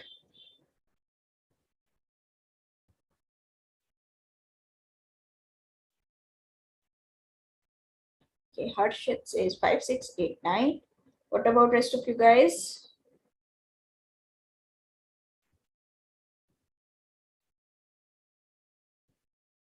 Okay, guys, can you check? Did you receive your CSVs? Because next 15 minutes we are going to start our 15 to 20 minutes. I'm going to start with my case studies.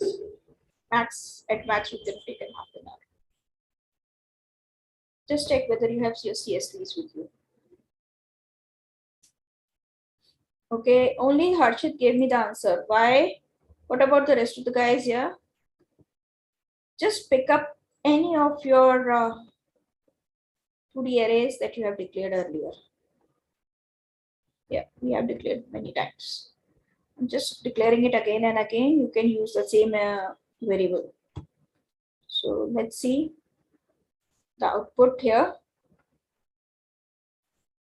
Yes.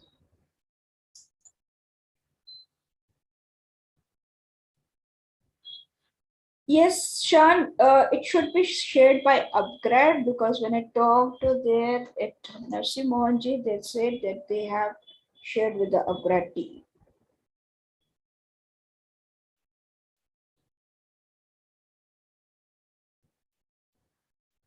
I'll just drop a message there. So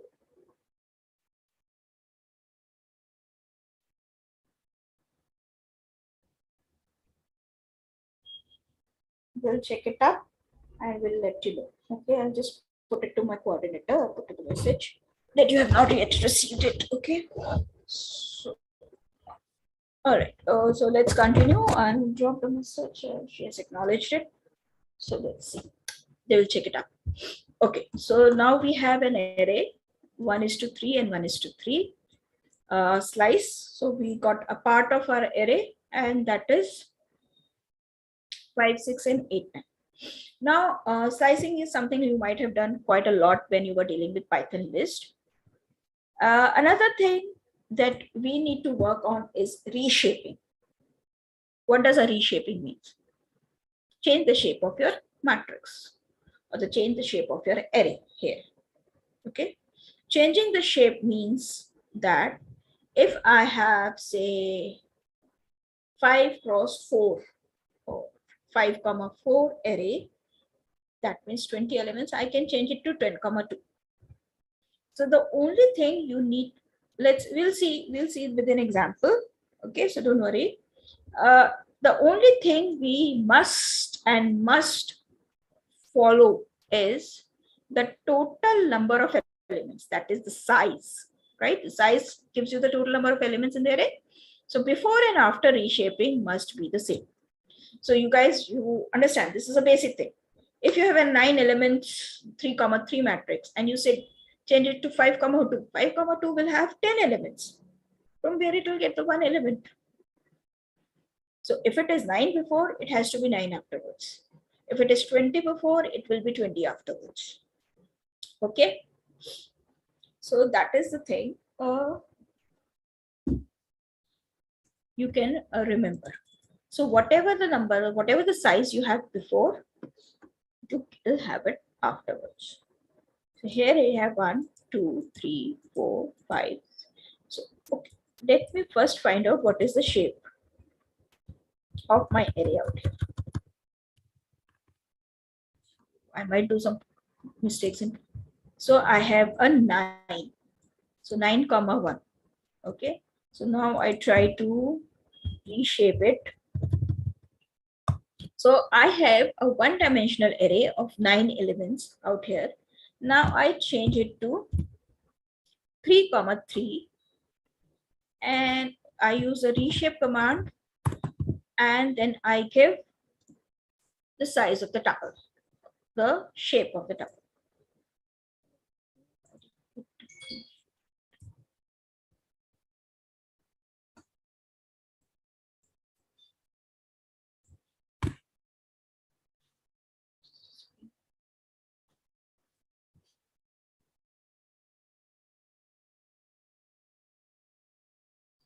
Guys, can you just give me 1 minute? Let me talk to my coordinator here. Just a second. Okay. I'll just talk to coordinator about your data set.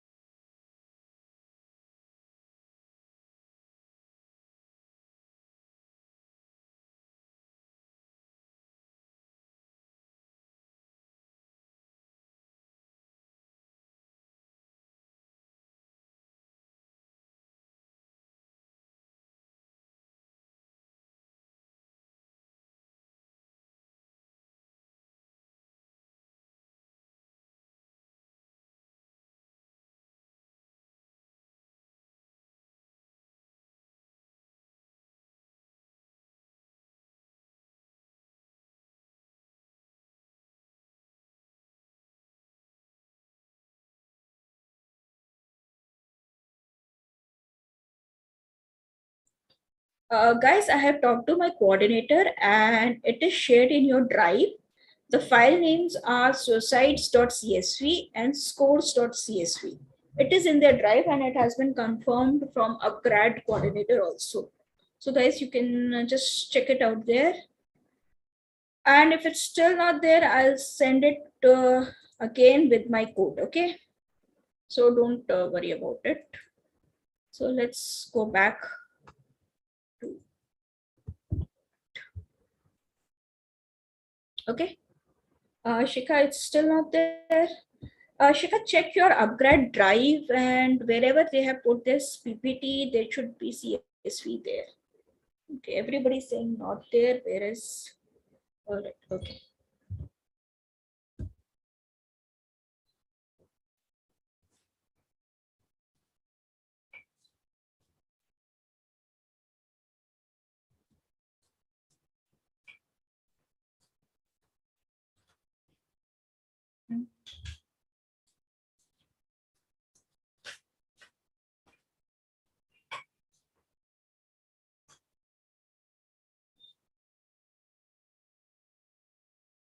Okay, no problem. We'll continue. And yes, this is cohort 10, Vikram.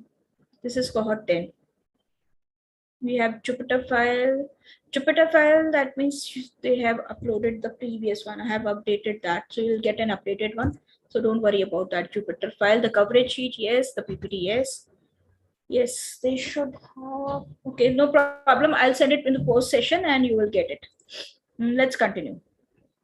Okay. Now reshaping of array, reshaping, that means we are changing the shape. And why didn't we change the shape?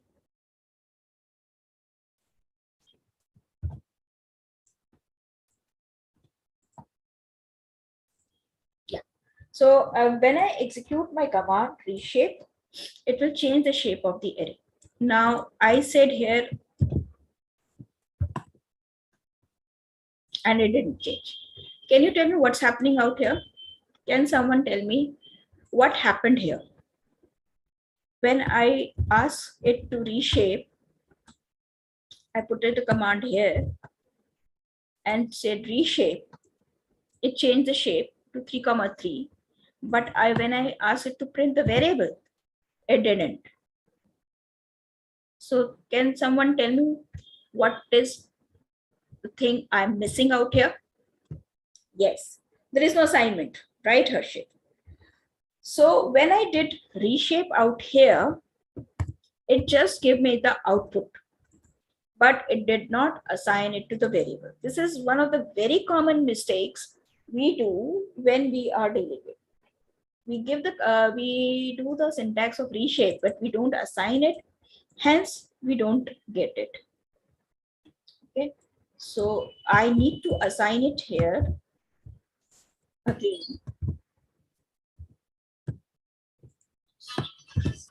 Just a second, guys.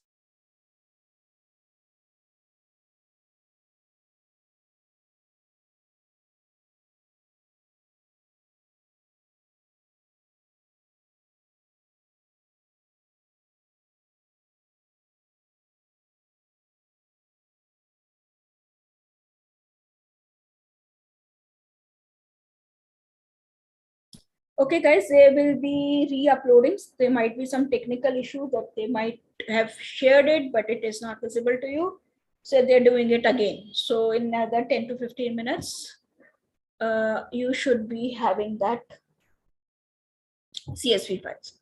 All right. Okay. Now Harshit has one question.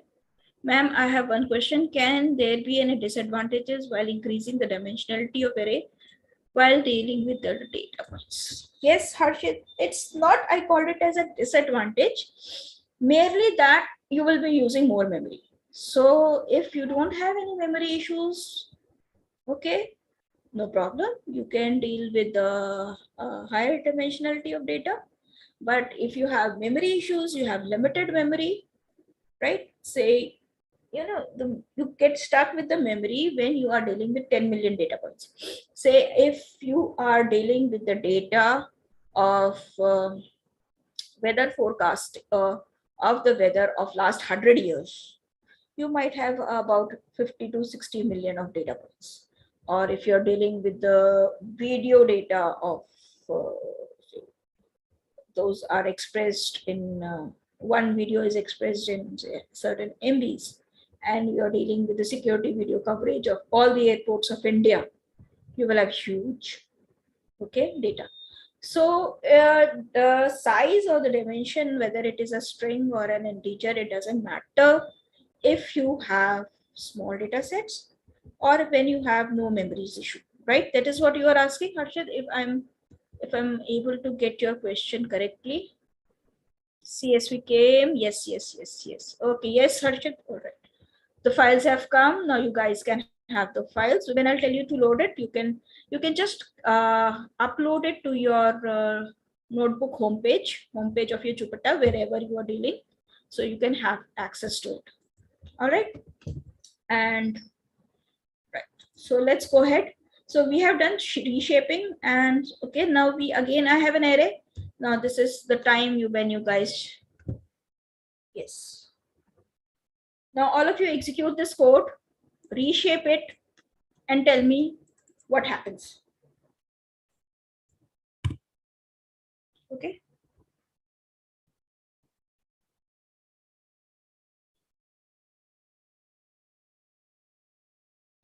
Okay. Tell me what happens.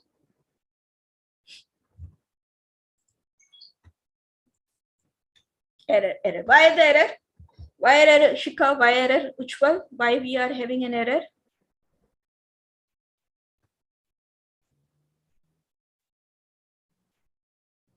Yes. We have 1, 2, 3, 4, 5, 6, 7, 8. 9 elements, and we are reshaping it to 2, 3. Okay. Okay. So that is why this will result in an error, and you can look at, see, it is very interesting. Why should we simulate those errors? Why should we see these errors? So when you are coding, when you are coding for your analysis, you will get these errors. And if you don't know what these errors are about, if you have not seen them before, you will be confused. Okay. So here it is very clearly saying cannot reshape the size of 9. It is very clear out here that you have given a wrong shape out here. We are 9, so you are given 2, 3. I cannot do it. So it is very important that you should always, whatever you're doing, this is a, the, you can say, quote, we say, the more errors you generate when you are learning, the more strong coder you are. Okay. So since you are guys going to be a business analyst and you have to do Python coding for analysis, we will see why. We will see why when we are doing a case study, why you need to. So you should understand what these errors are. So let's move ahead. Now we have done shaping and slicing. Now let's talk about array manipulation using addition and multiplication. I think this is, and then we have statistical operations. Okay, just last two topics, and then we move to the case studies. Now, all of you guys remember a list when you have to add a number 1. Say if you have a list of 5 elements, 1, 2, 3, 4, 5, 400, 200, 300, 400, and you want to add 1 to each of those elements. How do you do it? Yeah, simple. You write a code for it, I plus 1 for all the i's using iteration in the num list. So I created a num list, right? List comprehension. So I created a num list of 100, 200, and 300, and then I write this code, okay? And then I execute it. 1 gets added to all my data points. I can do this way, or I can write a proper for loop, or I can write a shorthand for it, right? Guys, remember this? This is something you must have done in the list. This is something, right? Now, what if I have to do the same thing? I have to add 1 in my numpy array. I just do this. I say numpy array plus 1, and the numbers are added. It is this simple. There is no iteration, there is no looping. I'll just say, go ahead and say numpy array plus 1, and it does the same thing for me. Okay. Now, guys, can you tell me if I have a list and I say list multiplied by, asterisk sign is for multiplication, and multiply by 5, what will happen? What will happen out here? Will I get 500, 1000, 1500, 2000, or will I get something else?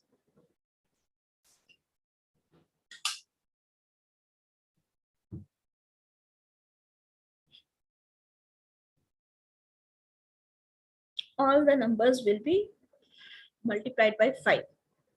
Gaurang says repeated 5 times. So I have two answers. One group of students are saying that they will be multiplied by 5. So I will be having 500, 200, 300 answers, 1500, 500, 1000, 1500 answers. And another group of students is saying it will be repeated 5 times. So what is going to be? Now, see.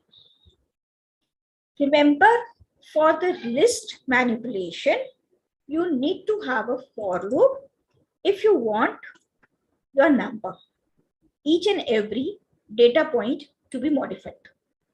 So the second group of students who says it will be repeated 5 times is correct, because when I do this set of data points is repeated 5 times. 1, 2, 3, 4, and 5. So in case of list, remember, in case of list, if I say multiply by 5, yes, it is a simple list, Shan. It is a simple list. So very clearly says, okay, it will be multiplied by 5. But what about if it is an array? It gets each and every data point gets multiplied by 5.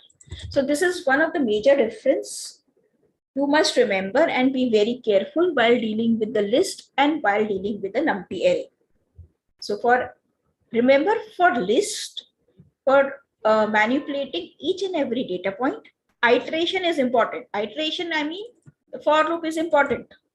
So if I have to add number in the list, I'll say for loop in whatever format I like. Okay. But for the array, it's just simple as +1. And if I do this in the product, I'll get the list repeated a number of times. Whereas for array, it is simple multiplication. So this is something simple you need to remember, because these are very simple, very simple things, and we tend to forget and we tend to make a mistake when we are doing a case study. Okay, when we are doing a real-time analysis, these are some very simple, mistakes we do. All right. Now let's talk about vectorization. What is vectorization? Okay, let me share my slide here. Let's see what is a vectorization.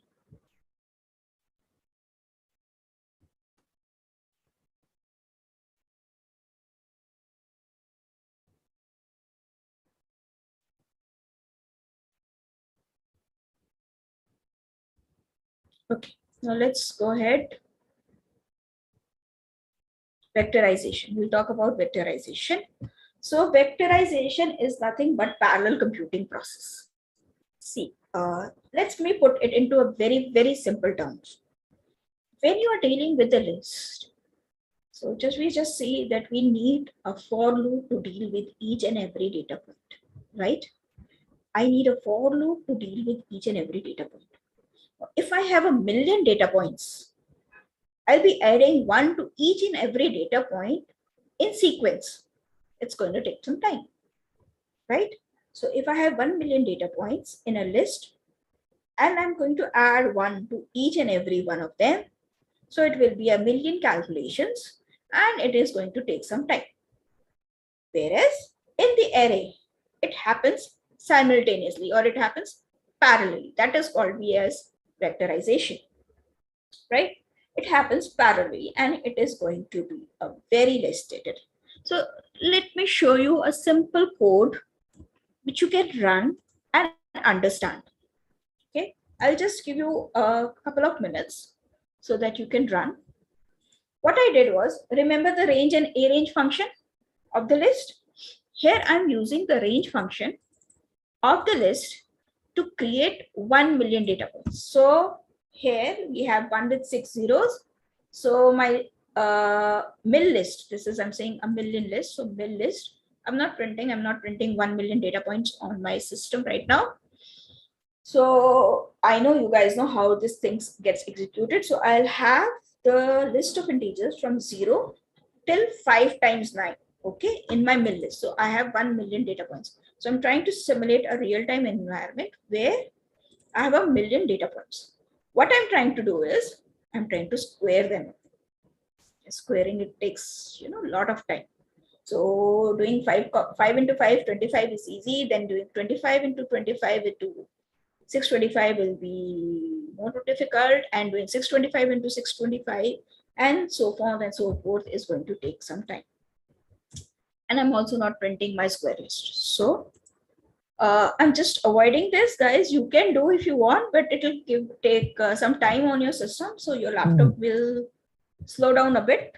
So just avoiding anything right now. You can do it later on. So I'm creating a list. So this is a list. I'm first dealing with the list, and then we will do with an array.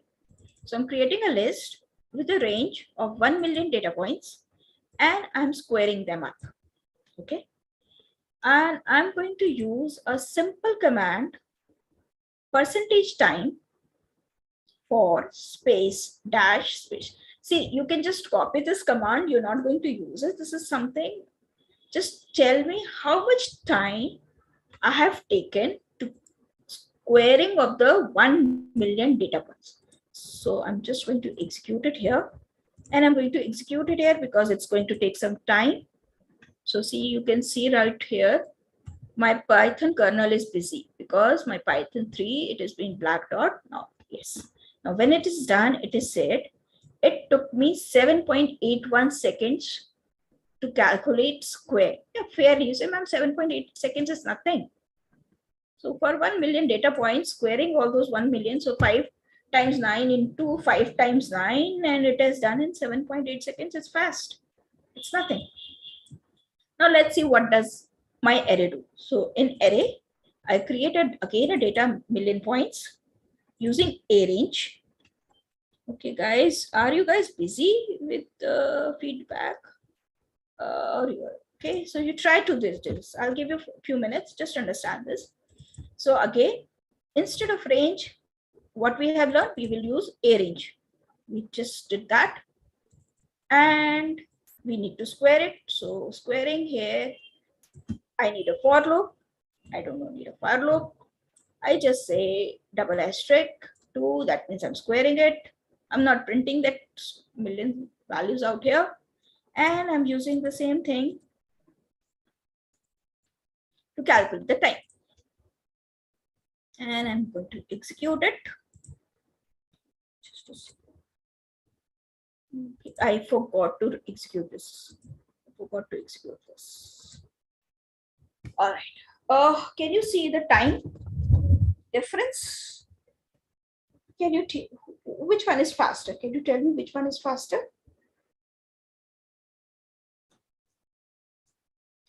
By how much time, Harshit? By how much? What is the ratio?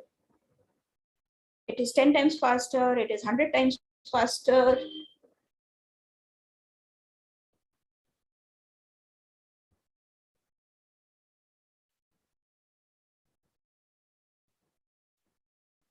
No, not 10 times. Not 10 times. It is 7.81 seconds. It is 22 milliseconds.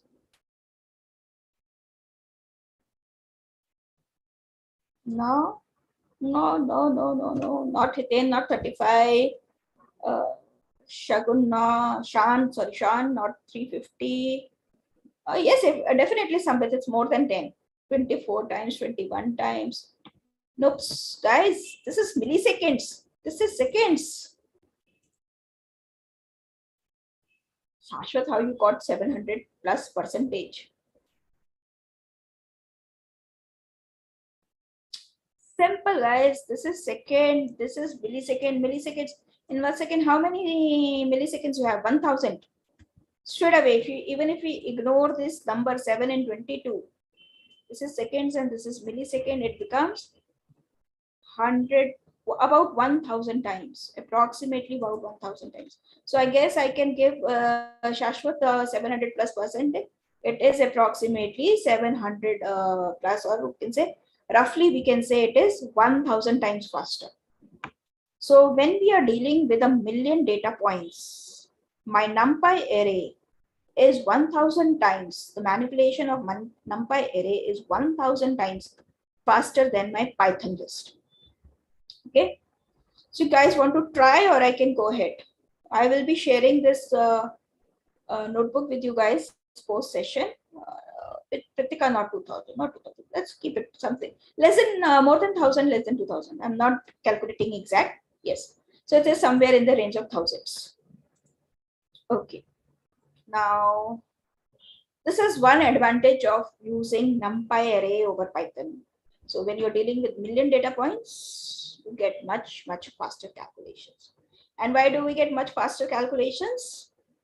Because for list manipulation, I need for loop, and for my array manipulation, I just need +1. Okay. So we're done with vectorization, and okay, there is something parallel processing. It is same as we. So now if I have an item quantity np.array, we have certain quantities and we have the price paid. So when I say item quantity divided by price paid, okay, item quantity divided by price paid, we have this 100 will be divided by this 20, this 500 will be divided by this 25, this 100 will be divided by this 10, this 800 divided by this 40. So this is a parallel processing, and we have got dots again because we are doing a division, so output is in the floats. This is something you can see. Okay, so this is what we have, 100 divided by 20. So this is simple, nothing much to explain. Now let's move on to the statistical operations. Okay, statistical operations. So we said that NumPy gives us a mathematical operations. We have seen some mathematical operations. Now let's see some statistical operations. Statistical operations are like your max, min, median, mean, mode, standard deviation, quartiles, percentiles, and so on and so forth. Okay. So I'll be using this in my first case study. So let's go through this once. I have my NP array. I created a new NP array out here, one dimensional and one another of 2 dimensional. So if I want the maximum value, you know what is a maximum value. So I'll just write my variable name and say max function. See, this is a function, so I should have parenthesis with me, max function.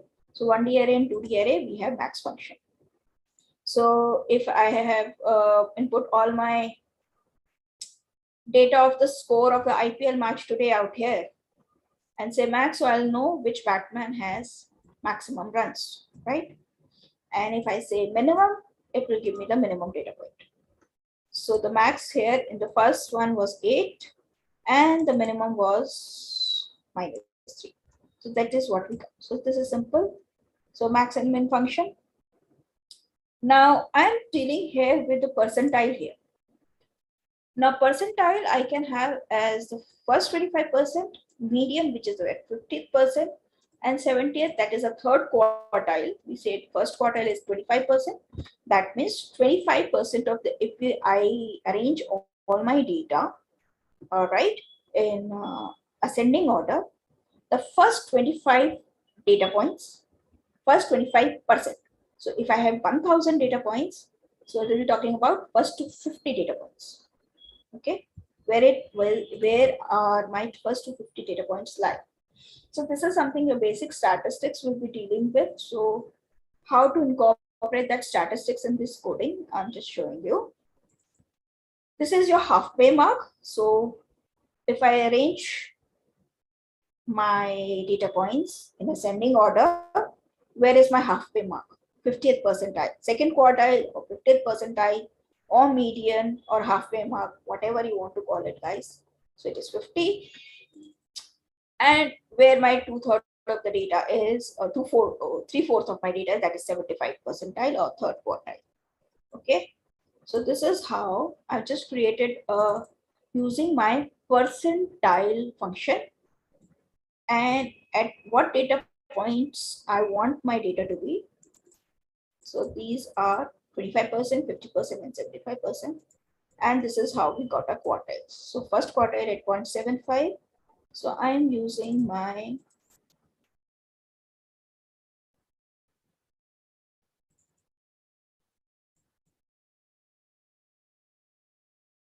1D array out here. So this is the ND array, 1D array, which I have declared above.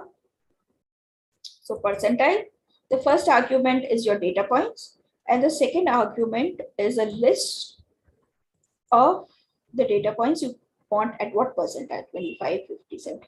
You want separate different percentile, 35, 50, 60, 80 percentile, or 50 percentile, or 80, 85 percentile, as and where, whatever is required for your case study. You can pick it up out here. Then you have standard deviations. I hope you all know what is the meaning of standard deviation. So just calling the function std, I get my standard deviation. By calling my mean, by calling my sum, I get all these values. So whatever statistical function you want to use, you call that corresponding function. Max, min, percentile, standard deviations, mean, mode, median, sum. Okay. Now this brings us to the first case study of the children's match. What I want you is load your scores.csv. Upload your scores.csv. Okay. Okay, Akash, you have to leave you. Okay, Akash, you can check on the recordings. And what is 0.3f? Okay, I'll tell you what is 0.3f. Please explain the code line for the percentile. I'll do that. I'll do that again. Let's go back. Meanwhile, all those who have understood it, just go to your Jupyter Notebook homepage, wherever you are working, and using this upload button, upload your scores.csv and societies.csv for both the case studies. Okay, scores.csv and society. My society file is named a little differently. I changed the name for a simpler version for you guys. Okay, so societies.csv and scores. Just upload it, and then we are going to work on it. Meanwhile, I'll explain this thing. Okay. Now in the print command, so I'm explaining you both the percentile as well as the print command I have given here. Okay. Now, percentile is again a command. Okay, it's a code or a function which you call in Numpy. What does it do is it gives you a percentile. So, say let me take an example. So you have a sales data, right? You have your own sales data. So you want to know what is the value of sales at 80%. That means what is the 80% of sales is valued at, or you can say what is the average or 50% your sale is valued at. Okay. Or if you have, say, marks of the students, say you have 1000 students in appearing in the school examination, and your principal asks, your teacher asks the subject teacher, what is an average? Average, you get it from the mean, right? But if you talk about median, median is the center point. Say all of us here are working people, so we have salaries. We have salaries arranged, say, from 10 lakh rupees to 20 lakh rupees, right? We have our salaries. Okay, arranged it. Now, I add one data point of Mukesh Ambani's salary. So one data point of Mukesh Ambani is added. The mean will be shifted because he earns way, way more than what we earn. So the mean point will be shifted. But the median point or the 50th percentile will not be shifted. Okay. So percentile, we have the data value. That is what I am explaining, Shashwat. So first you need to understand what is 25, 50%, 75% is. Okay, then only you will be able to understand the sentence. So we need to have this data. Okay, so this is the data. So I'm taking this data. All right. Then I'm going to give a list. If I sort my data, okay, if I sort my data in the increasing order, okay, first 25% where it lies, Say if I, instead of 25%, I don't give it 25%. I say I give it where my 10% of data is. Okay. So I say, where is my 10% of data is? Where is my 50% of data is? And where is my 80% of data is? Okay. This is something your statistical function. Then ask your statistics teacher to explain more of it. So I'm just saying, how do you code for it? Okay. So 10, 50, 80. I can just say 10 or 80. I can just say for 10 or 80. I can just say for 10. Depending upon what my case study is asking for, accordingly, I'll give my list. Now, output would be quartiles. I'm giving my output name to be a quartile, and quartile is going to be an array. Array with the first element declared for 10%, and here second element declared for 80%. So since I originally gave 25, 50, and 75, so I have it 3 elements in my quartile. So this will be 0, 1, and 2. I'm accessing those 0, 1, 2 in. Okay, all my 3 elements 0, 1, 2. Okay. Now that is why I'm saying 25%, my first quartile. That is what your statistical languages quartile, quarters. You divide everything into 4: first quarter, second quarter, third quarter, and fourth quarter. That is also how the finance guys deal with your yearly. So second quartile and third quartile. I believe you got this. Now the second point you asked, 0.3f. 0.3f I'm saying here so that I just get 3 decimal points, up to 3 decimal points. My answer is up to 3 decimal points. That's it. It's just a formatting that you might have learned in your Python. 0.3f. So if I give it here 0.5f, I'll get my answer till 5th decimal point. Right? So just, trying to, instead of getting a whole big number after decimal, I'm just trying to curtail it. Right? All right. Let's move on. Can we move on to the case study now? Guys? Sure. Oh, okay. So I have got to go ahead for the case study. Now, I hope all of you might have loaded your scores.csv out here. Okay, using this upload button wherever you have stored, right? Now let's open this scores.csv. This is score. You can see CSV is nothing but comma separated values, all right, arranged in a simple notepad file.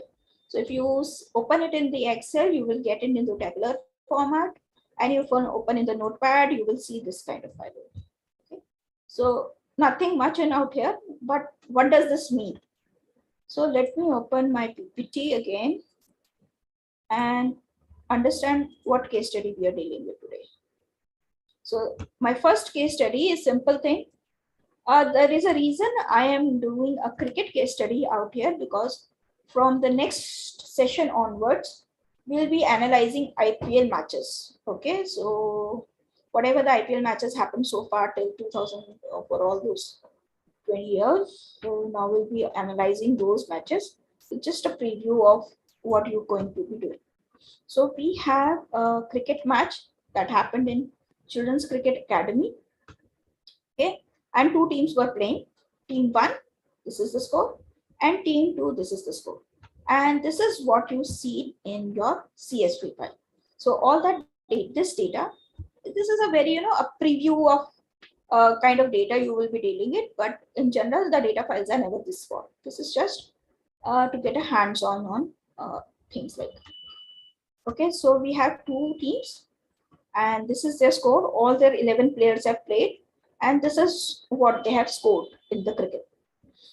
Now, the questions you need to answer: which team has won the match and by what margin? What was the highest, lowest, and average score in each team? And which team has a better run rate? Assuming that both teams have played 50 overs. This is important. Now, though all those who are not aware what cricket is, what the game of cricket is, Mostly, I believe you know that one team bowls, another team plays and scores some runs. The second team then plays and they try to win the match by scoring more runs than the first team, right? Now, the run rate refers to, or you can say calculated is by dividing the number of runs scored by the team by the total overs bowled. So if they were bowled 50 overs, we will divide by 50 the runs, and if they were bowled only 45 overs, we will divide it by 40. So that is the run rate you get. Okay. So this is simple. So most of us knows cricket. I believe we know cricket. So let's go back to our code.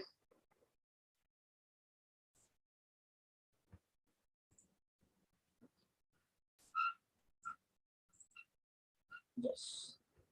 So the first thing we need to do is to load my CSV. Guys, I know we are running little upper, but since we started about 15-20 minutes late, you need to give me that 15-20 minutes time, and so 5-10 minutes which we coordinated to get those CSV file to you. So can I have some 15-20 minutes more, right? Okay. So the first thing we need to do is to read this dataset file. Okay. We need to read that CSV file. There are two methods in NumPy with which we can load our CSV. So you can use either of them. There is no issue. So gen from next or load txt. You can use either. So I am going to load. So just understand this command carefully. NumPy CLIs dot whatever method you want to use, load txt or gen from txt. Gen from txt has certain advantage that in case you have null commands, you can tell it what you want to use in null. You can, you can change that in your cleaning up of your data file also. So use either of them, no difference.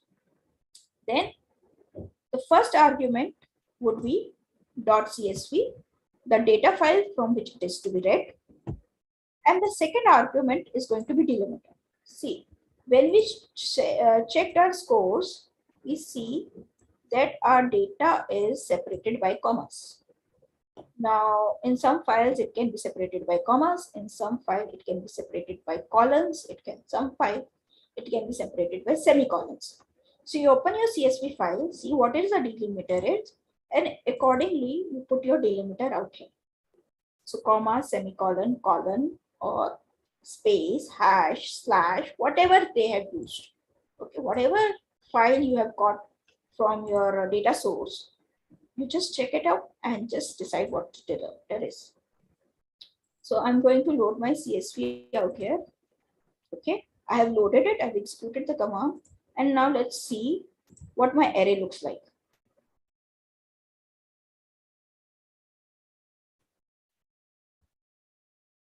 Okay, attribute error module NumPy has no attribute. Beta, it is not an attribute, it is a function. So you might not have given your parenthesis. Just check it up. Just check it. I just executed. Just check whether you have given your parenthesis.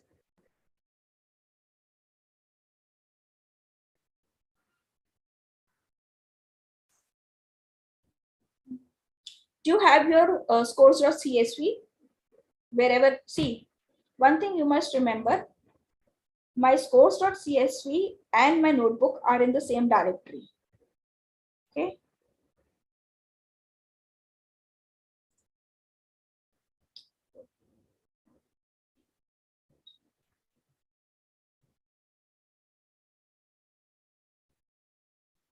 Okay, do one thing, Shan, try to do load txt. Try to do this one, load txt. It might be your version of NumPy might be different.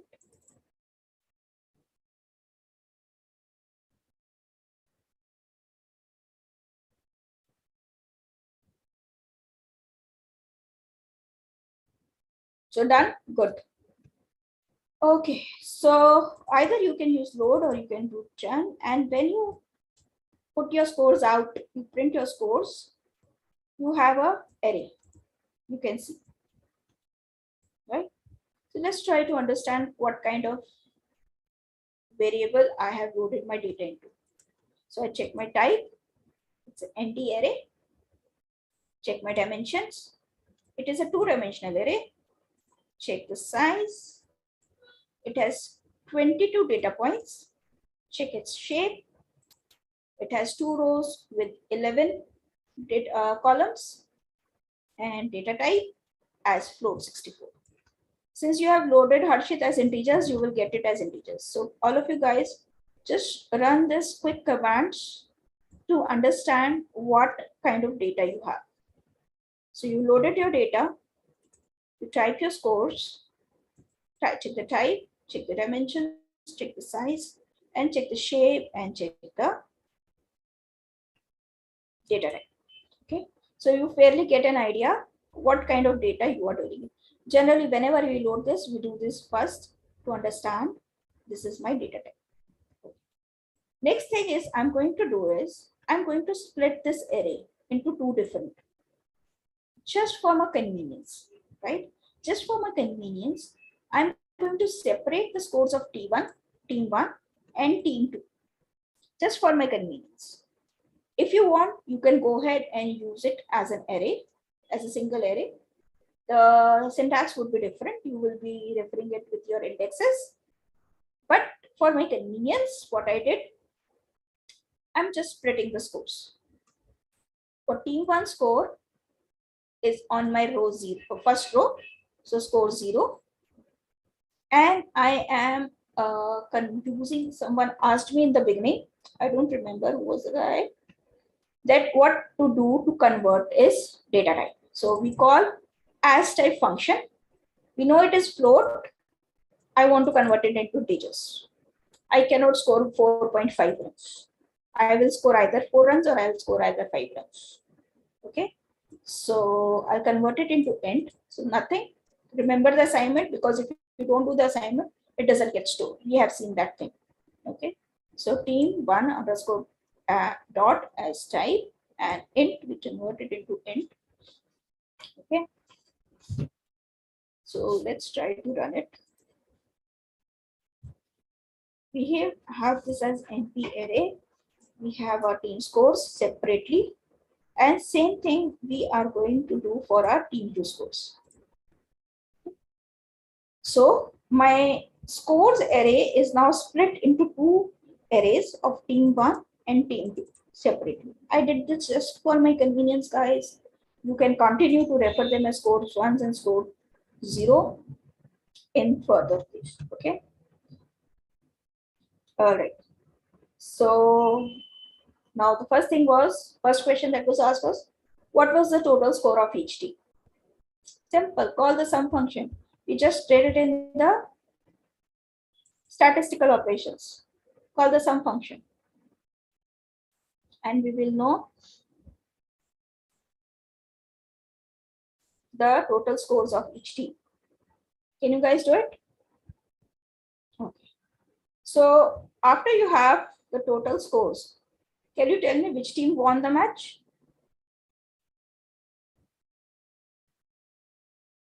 Team 1, right? So you can write your if statements, and accordingly, whoever scored the highest won, and if none of both of them have the same score, your match is drawn, right? We have always had that possibility in cricket that we have a draw match. Okay, so we need to take care of that. We just can't say team 1 or team 2 won, but we have to have the draw match also. So remember, whenever you're writing if statement for anything, you must ensure each and every state. Okay. Now, just who has got the highest score, lowest score, and what is the average score for both the teams? Quickly run through them and tell me what was the maximum scored by team 1, team 2 minimum, and what is the average score? Just run this last 2 questions for me, execute it, and tell me the answer.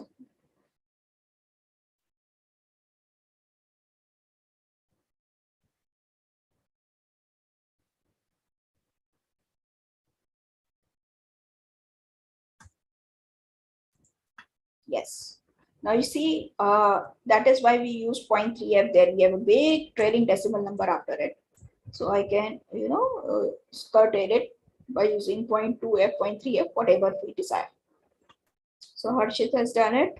What about rest of you guys? Tell me what was the run rate? So for run rate, I told you that assume that the team has played all 50 overs. So you will be dividing the team scores by 50. So who will have the team one has a better run rate?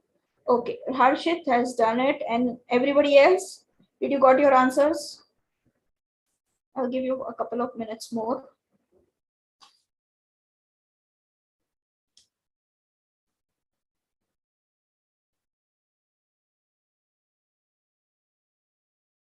Meanwhile, those who have done it, please upload your suicides.csv. Please upload the second case study of suicides.csv. Done, done, done. All right. Okay, since 3 or 4 students have already said done, so I believe rest of you have done it. Okay. Now let's go to our second case study. Let me share my PPT with you, and let's understand first what we are going to do the analysis. Okay. So we have done the case study first. So the conclusion, what we draw from a case study, team 1 has total of 325 runs and team 2 has 324 runs. Team won the match by 1 run. Highest score of team 1 is this, and team 1 has the better run rate. All right. Now let's do a much more complex case study where we have a real-time data of the suicide cases from India. All right. The data is from 2001 to 2012. Okay.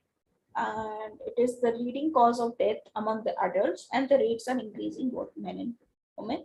That is what the conclusion is. Now, generally, the suicide statistics are collected by World Health Organization, WHO, for all the countries across the world. Now, as a data scientist, you need to understand, you need to get some insights why the people are committing suicides in India. All right. And while doing this analysis, we need to answer following questions. What is the total number of suicide cases in India between 2001 and 2012? What are the top 3 states that has the highest number of suicide cases? In which year India has the maximum number of suicide cases? Who commits suicide more, male or female? And try to analyze the suicide data, state and year wise, state and gender wise, year and gender, and state, year and gender wise. So don't worry. You don't have to just get confused out here. This is something what you need to do, and we will be doing out here. So the first thing first, let's open our suicide file. Okay.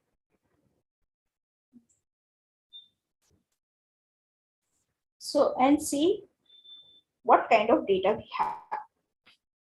Okay, when we open our CSV files, suicide files, the first row talks about the column names, the state, the year, some type code and some type, the gender, the age group, and the total.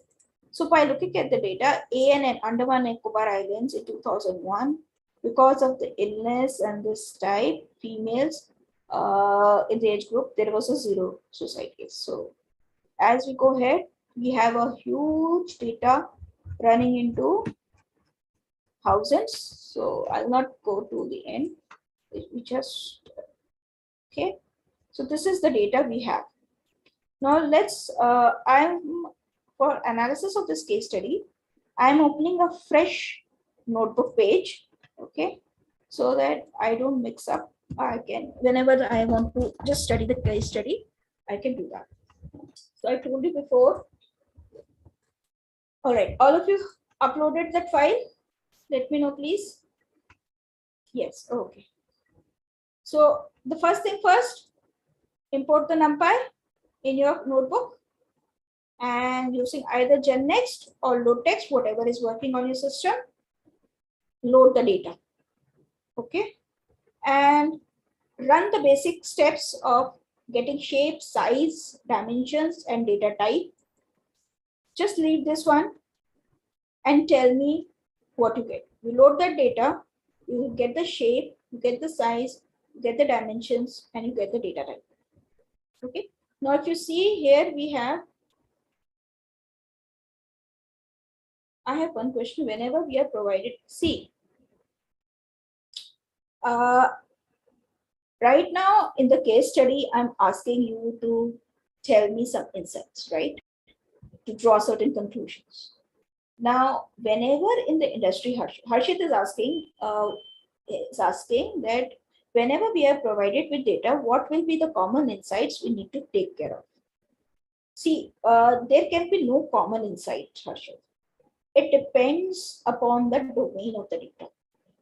Here, if I'm talking about suicides, I might be looking into why people commit suicide, what age group it's committing suicide, which state it is committing suicide.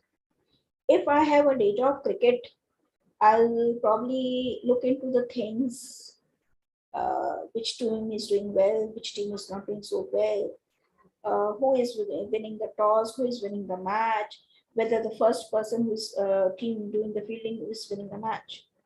If I have a finance data, right? If I have the finance data of share market, I'll see which stock is doing well, which category, say pharma is doing well, or the metal is doing well, or IT industry shares are doing well.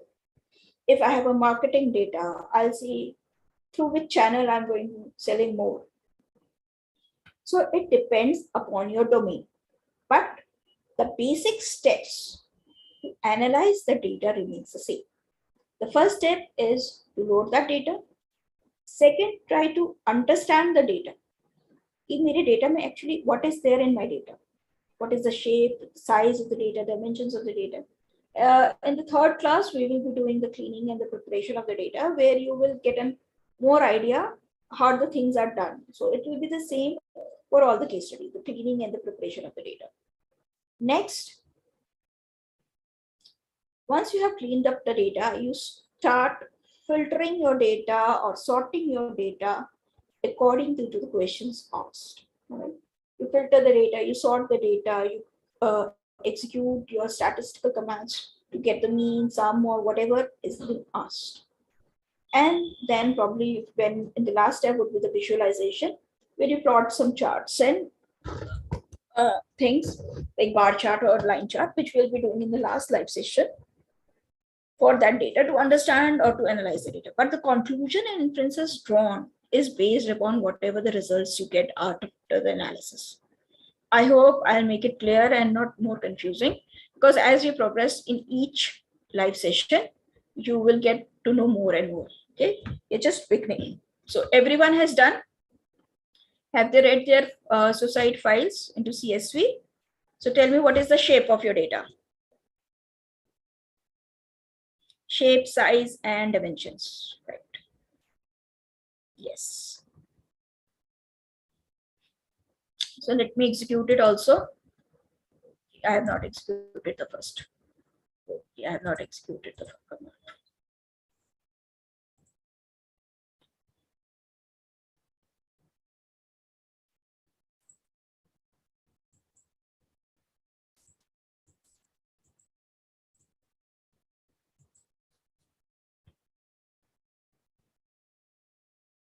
So this is the data file I have loaded.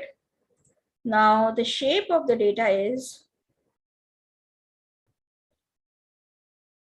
approximately 2,37,000 rows of data. Okay, the 2,37,000 rows of data. Sai Babu, the file name is suicides.csv. The file name here is different for me because I have a different name. For you guys, I have simplified it to suicides.csv. So you load that particular file name. Okay. So here we have 2,37,000 plus data. Okay. And the total data points we are dealing is more than 16 lakh data points. More than 16 lakh data points. Okay. So it is a two-dimensional array. Okay. So we are comfortable now with two-dimensional array. And data type is U46. See, we did with U11, we did with U32. Now it has gone to U36. So 46. So basically we know everything is a string data type. Okay. Yes, it is string. So now let's see what is my first row looks like. My first row is actually the column names. Now here I'm going to compare my NumPy with the pandas. What my pandas have an advantage. Pandas we are going to learn in the second live session. But what pandas have an advantage of NumPy is, in pandas, if I have the column names, the labels, all right, column labels, dealing with data becomes easier. Whereas in NumPy, we don't have that advantage. So I'm creating a ground for why should we learn, why should we have pandas. So NumPy is better than list, Python list, and my pandas are better than in dealing with data, large data, than my NumPy. Now that is where we come here. Now I slice off my first row because I do not require column names, to mess up with my analysis. Because NumPy will treat this data in sync with, it will not treat it as the headings or the column headings. It will treat it as data. So I need to slice it off. So I start my data. So I know how to slice off my data. So I have data. I'll start from the second row, all the columns and all of it. So just slicing off my first row and I have the data. So let me run it. So I've removed my first row. You got why did I did? Because my NumPy is not very good in dealing with the column names. It is not, my pandas are good. So in next class, when we are doing pandas, it will be running, we will be using that a lot. But for NumPy, we need to slice it off. Okay. So just we sliced off the data. Okay. Now, since we have sliced off the data, the next thing is we try to identify the unique data. So I'm going to say, now I'm going to use it, but though I've sliced it, so my first column was state, my second column was year, my fourth column is index at 0, and index at 4 is gender, and index 6 is at total. So I'm trying to identify my unique states, my unique year, and my unique gender. The reason I'm trying to identify unique is, if you see my case study, I have to do state, year, and gender-wise analysis. Okay. Since I'm doing state, year, and gender-wise analysis, I need to find some insights into what type of data I have. Okay. So can you guys run it and tell me? So I run my unique. I have all my states. I have all my years from 2001 to 2012. And I have my genders as male and female. All right. So just I'm trying to look this is something we'll be doing in the next class. There might be chances that, some might have named Maharashtra differently, a spelling mistake, or Karnataka differently, or Puttucherry as Pondicherry, right? Or Uttarakhand as some other name was there, Uttarachal, right? So in case we find same names, Vikram, I did not get what does the mean in the argument. Oh, dot means all the data, beta, all the data, from all the data, not in case I needed some particular set of rows or something, I could have given that. I mean all the data. Okay. So for all the data, all the rows, basically, initially all the rows, and then this is the 0th column. So NP, unique is my method, and data I am referring here is my data. This is the entire data. I'm asking it to analyze all the rows, but only the first column. Okay. My first column is state. So I'm asking it to analyze all the rows of my first column.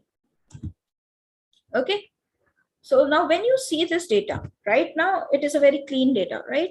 It might be that people might have spelled Maharashtra differently or some things differently. Uttarakhand might be written as Uttarachal. So the people do make mistakes in the data. And if you find that this is there, we need to change the data. So we'll prepare. So we will learn about this in the next class, in the third live session. Okay. So we have the unique data. For you, the data type, some bit you need to check because I can clearly see strings here. So might be something in the loading of the data issue. Just check. It is coming D46 because you guys can see it is string. Okay. So here you can give as D type as str. You will get it as string. All right. So find the unique states, find the unique year is on the column index equal to 1 and gender is in the column index equal to 4. All right. So we have got all our data, what we need to study. Now the second thing, now we start analysis. All right. Say I want to see the data for a particular state. Okay. I want to see the data for Maharashtra. All right. What we do is I'm creating a new variable data. Okay. Because we are going to dealing with this matrix or array data and pick up only those columns. See, it is double equal to where the value of that particular data point has as Maharashtra. Okay. So I want to pick up just data for the Maharashtra. So Maharashtra is a state and state are mentioned in the first column. So first column means index equal to 0, column index equal to 0. Okay. And we put it as, so filter is state as Maharashtra. I put it into a separate variable and I'm running. I'm getting all the data from Maharashtra. So in this way, you can filter for any row. All right. So I got all the data from Maharashtra. Now, if I want to save that CSV file, I'll just use a save txt. This is just for the completion. Since we loaded to a CSV, loaded from a CSV, what if we want to save for the CSV? Okay, we won't be using Maharashtra.csv, but just for the sake of completion of the cycle of loading and saving the data, I can save, simply say save txt, give the file, give my file name, I'll format is the string and the delimiter comma and whatever the data I am going to store. So I'm storing in Maharashtra.csv, the data I'm going to store, the format I'm going to store in, and with whatever delimiters I'm going to store it with. Okay. So I save the file to the CSV. Now let's try to filter more of the data. So we have Maharashtra data. What if I want Maharashtra data of year 2012? Okay.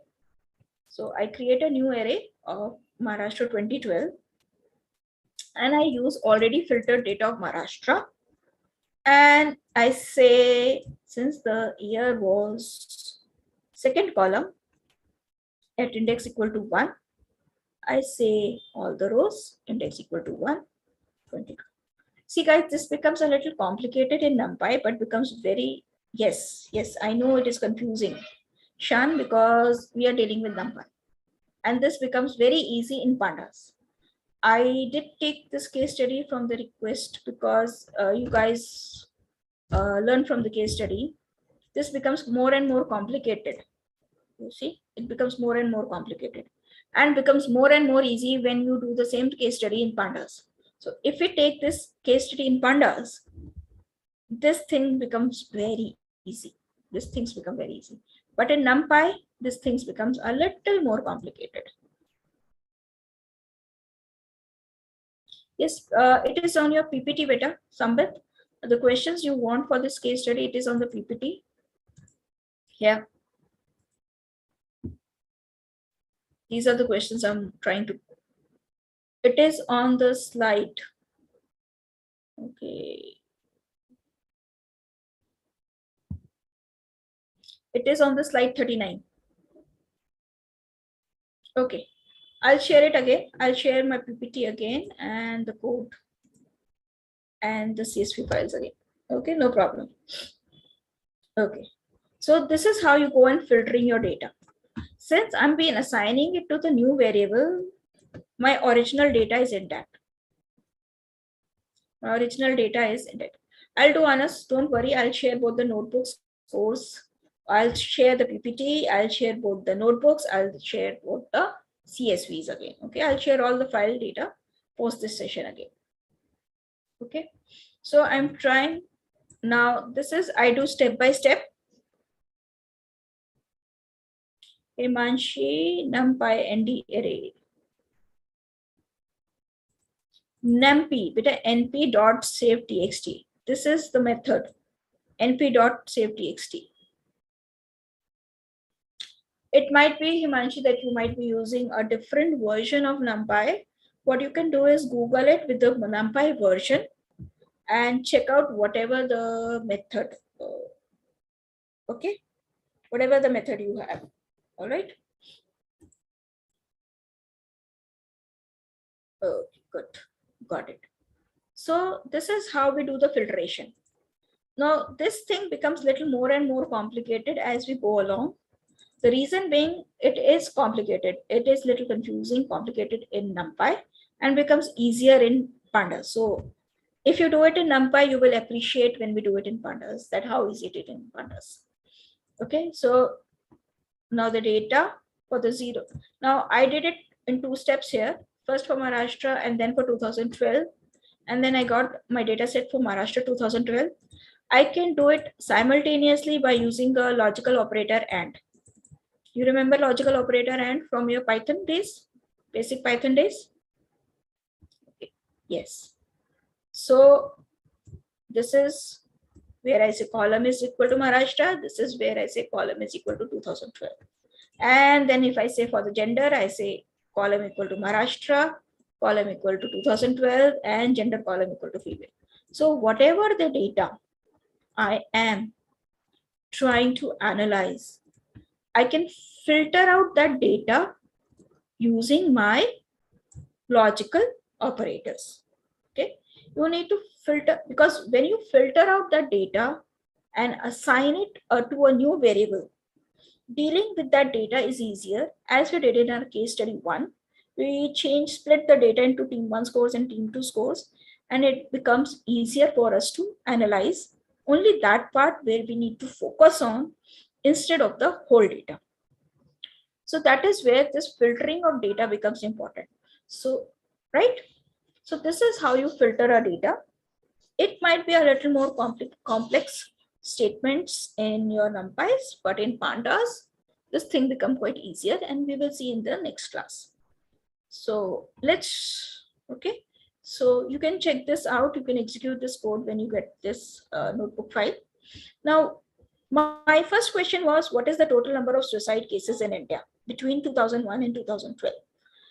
Now, if you remember, my last column was total. So I'm going to run my sum function on this last column total and try to get that value.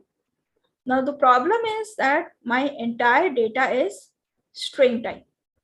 So first of all, what we have to do is to get the sum working, we need to change the data type of total, the last column, as int.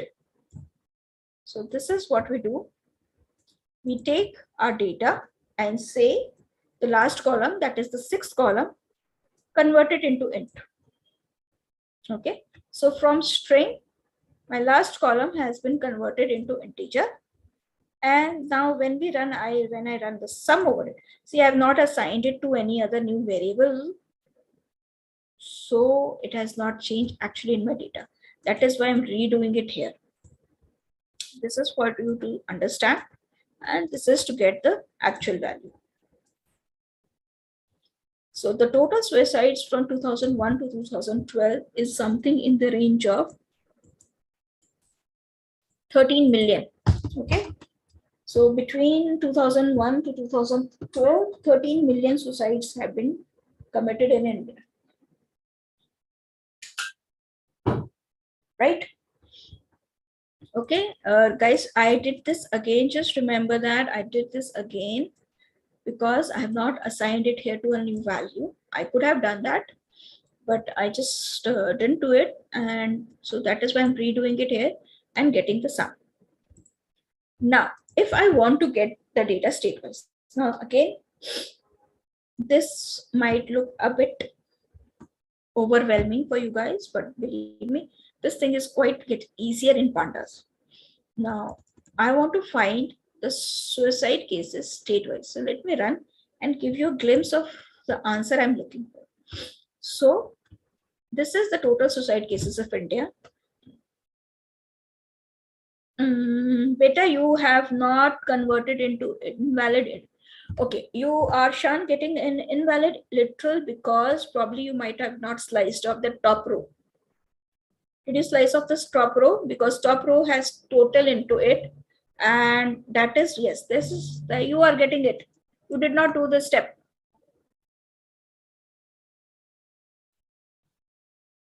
You did not remove the first, yes.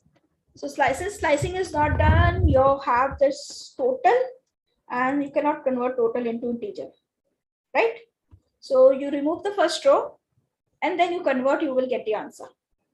Okay, that is the reason. You can clearly see in your error, right? Okay, you can do that and then you can work. So where we right. So we are trying to identify the suicide cases statewise.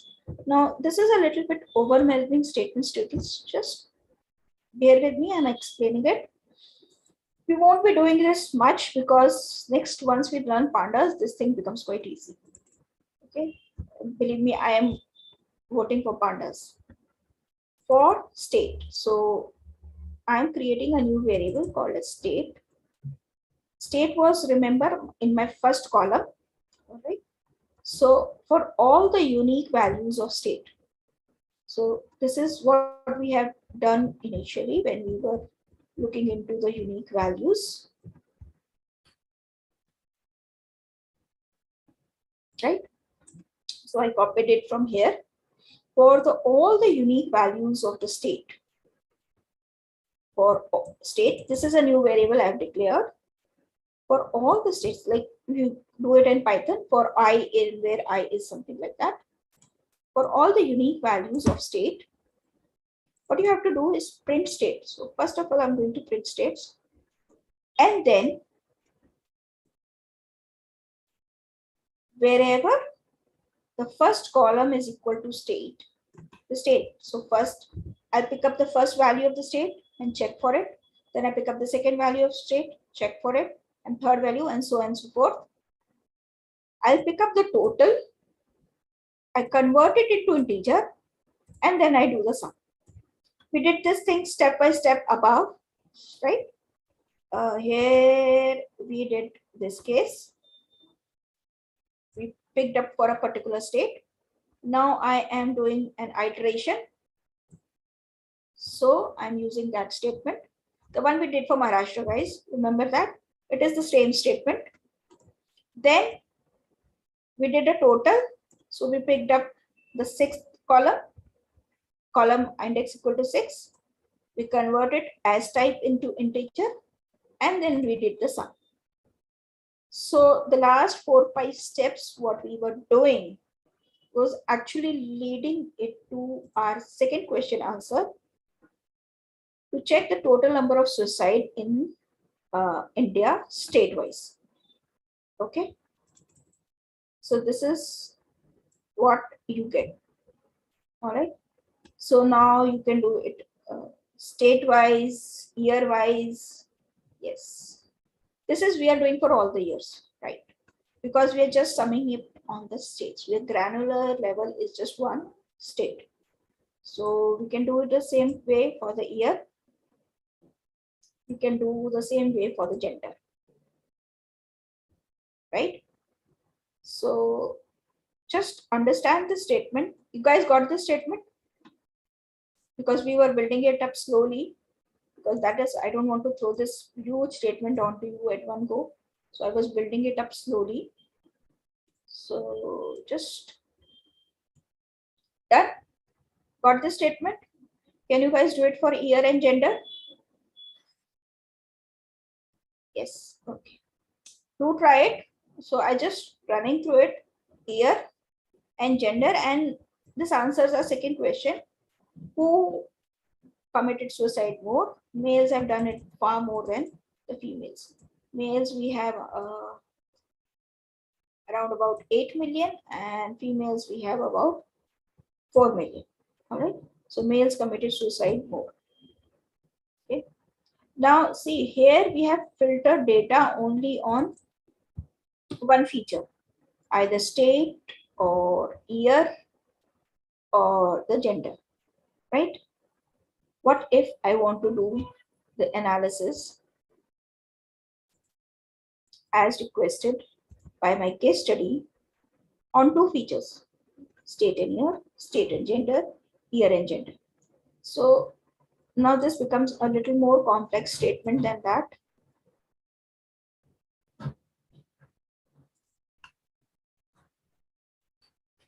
Okay. I want state and year. So I'll be using the same, but two for loops. One for loop for the state, one for loop for the year.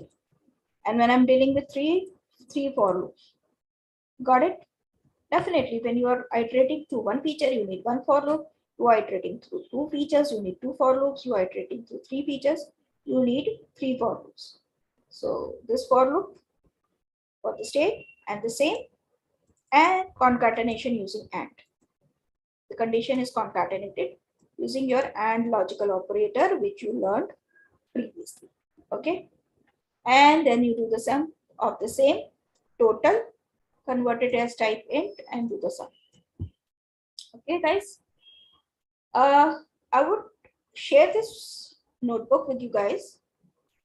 Go through this statement.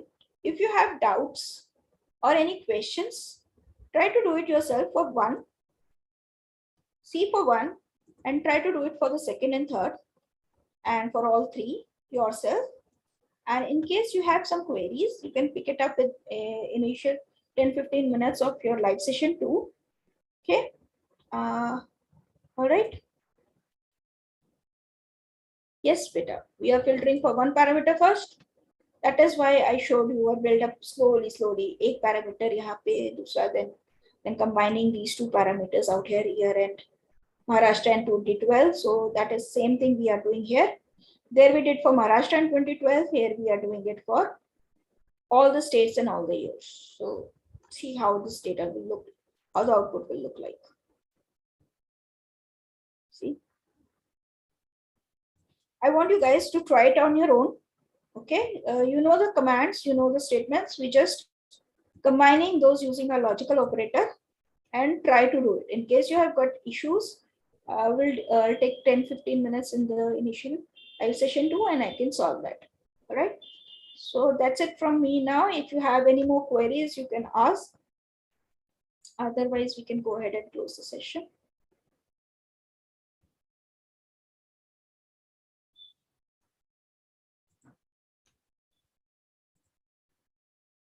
You're welcome, Anas. Thank you. Thank you for all being patient listeners. I know I went a little ahead of time because we lost time initially.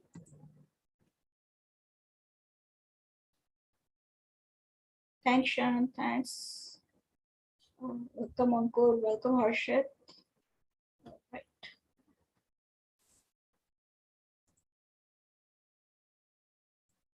You guys can leave.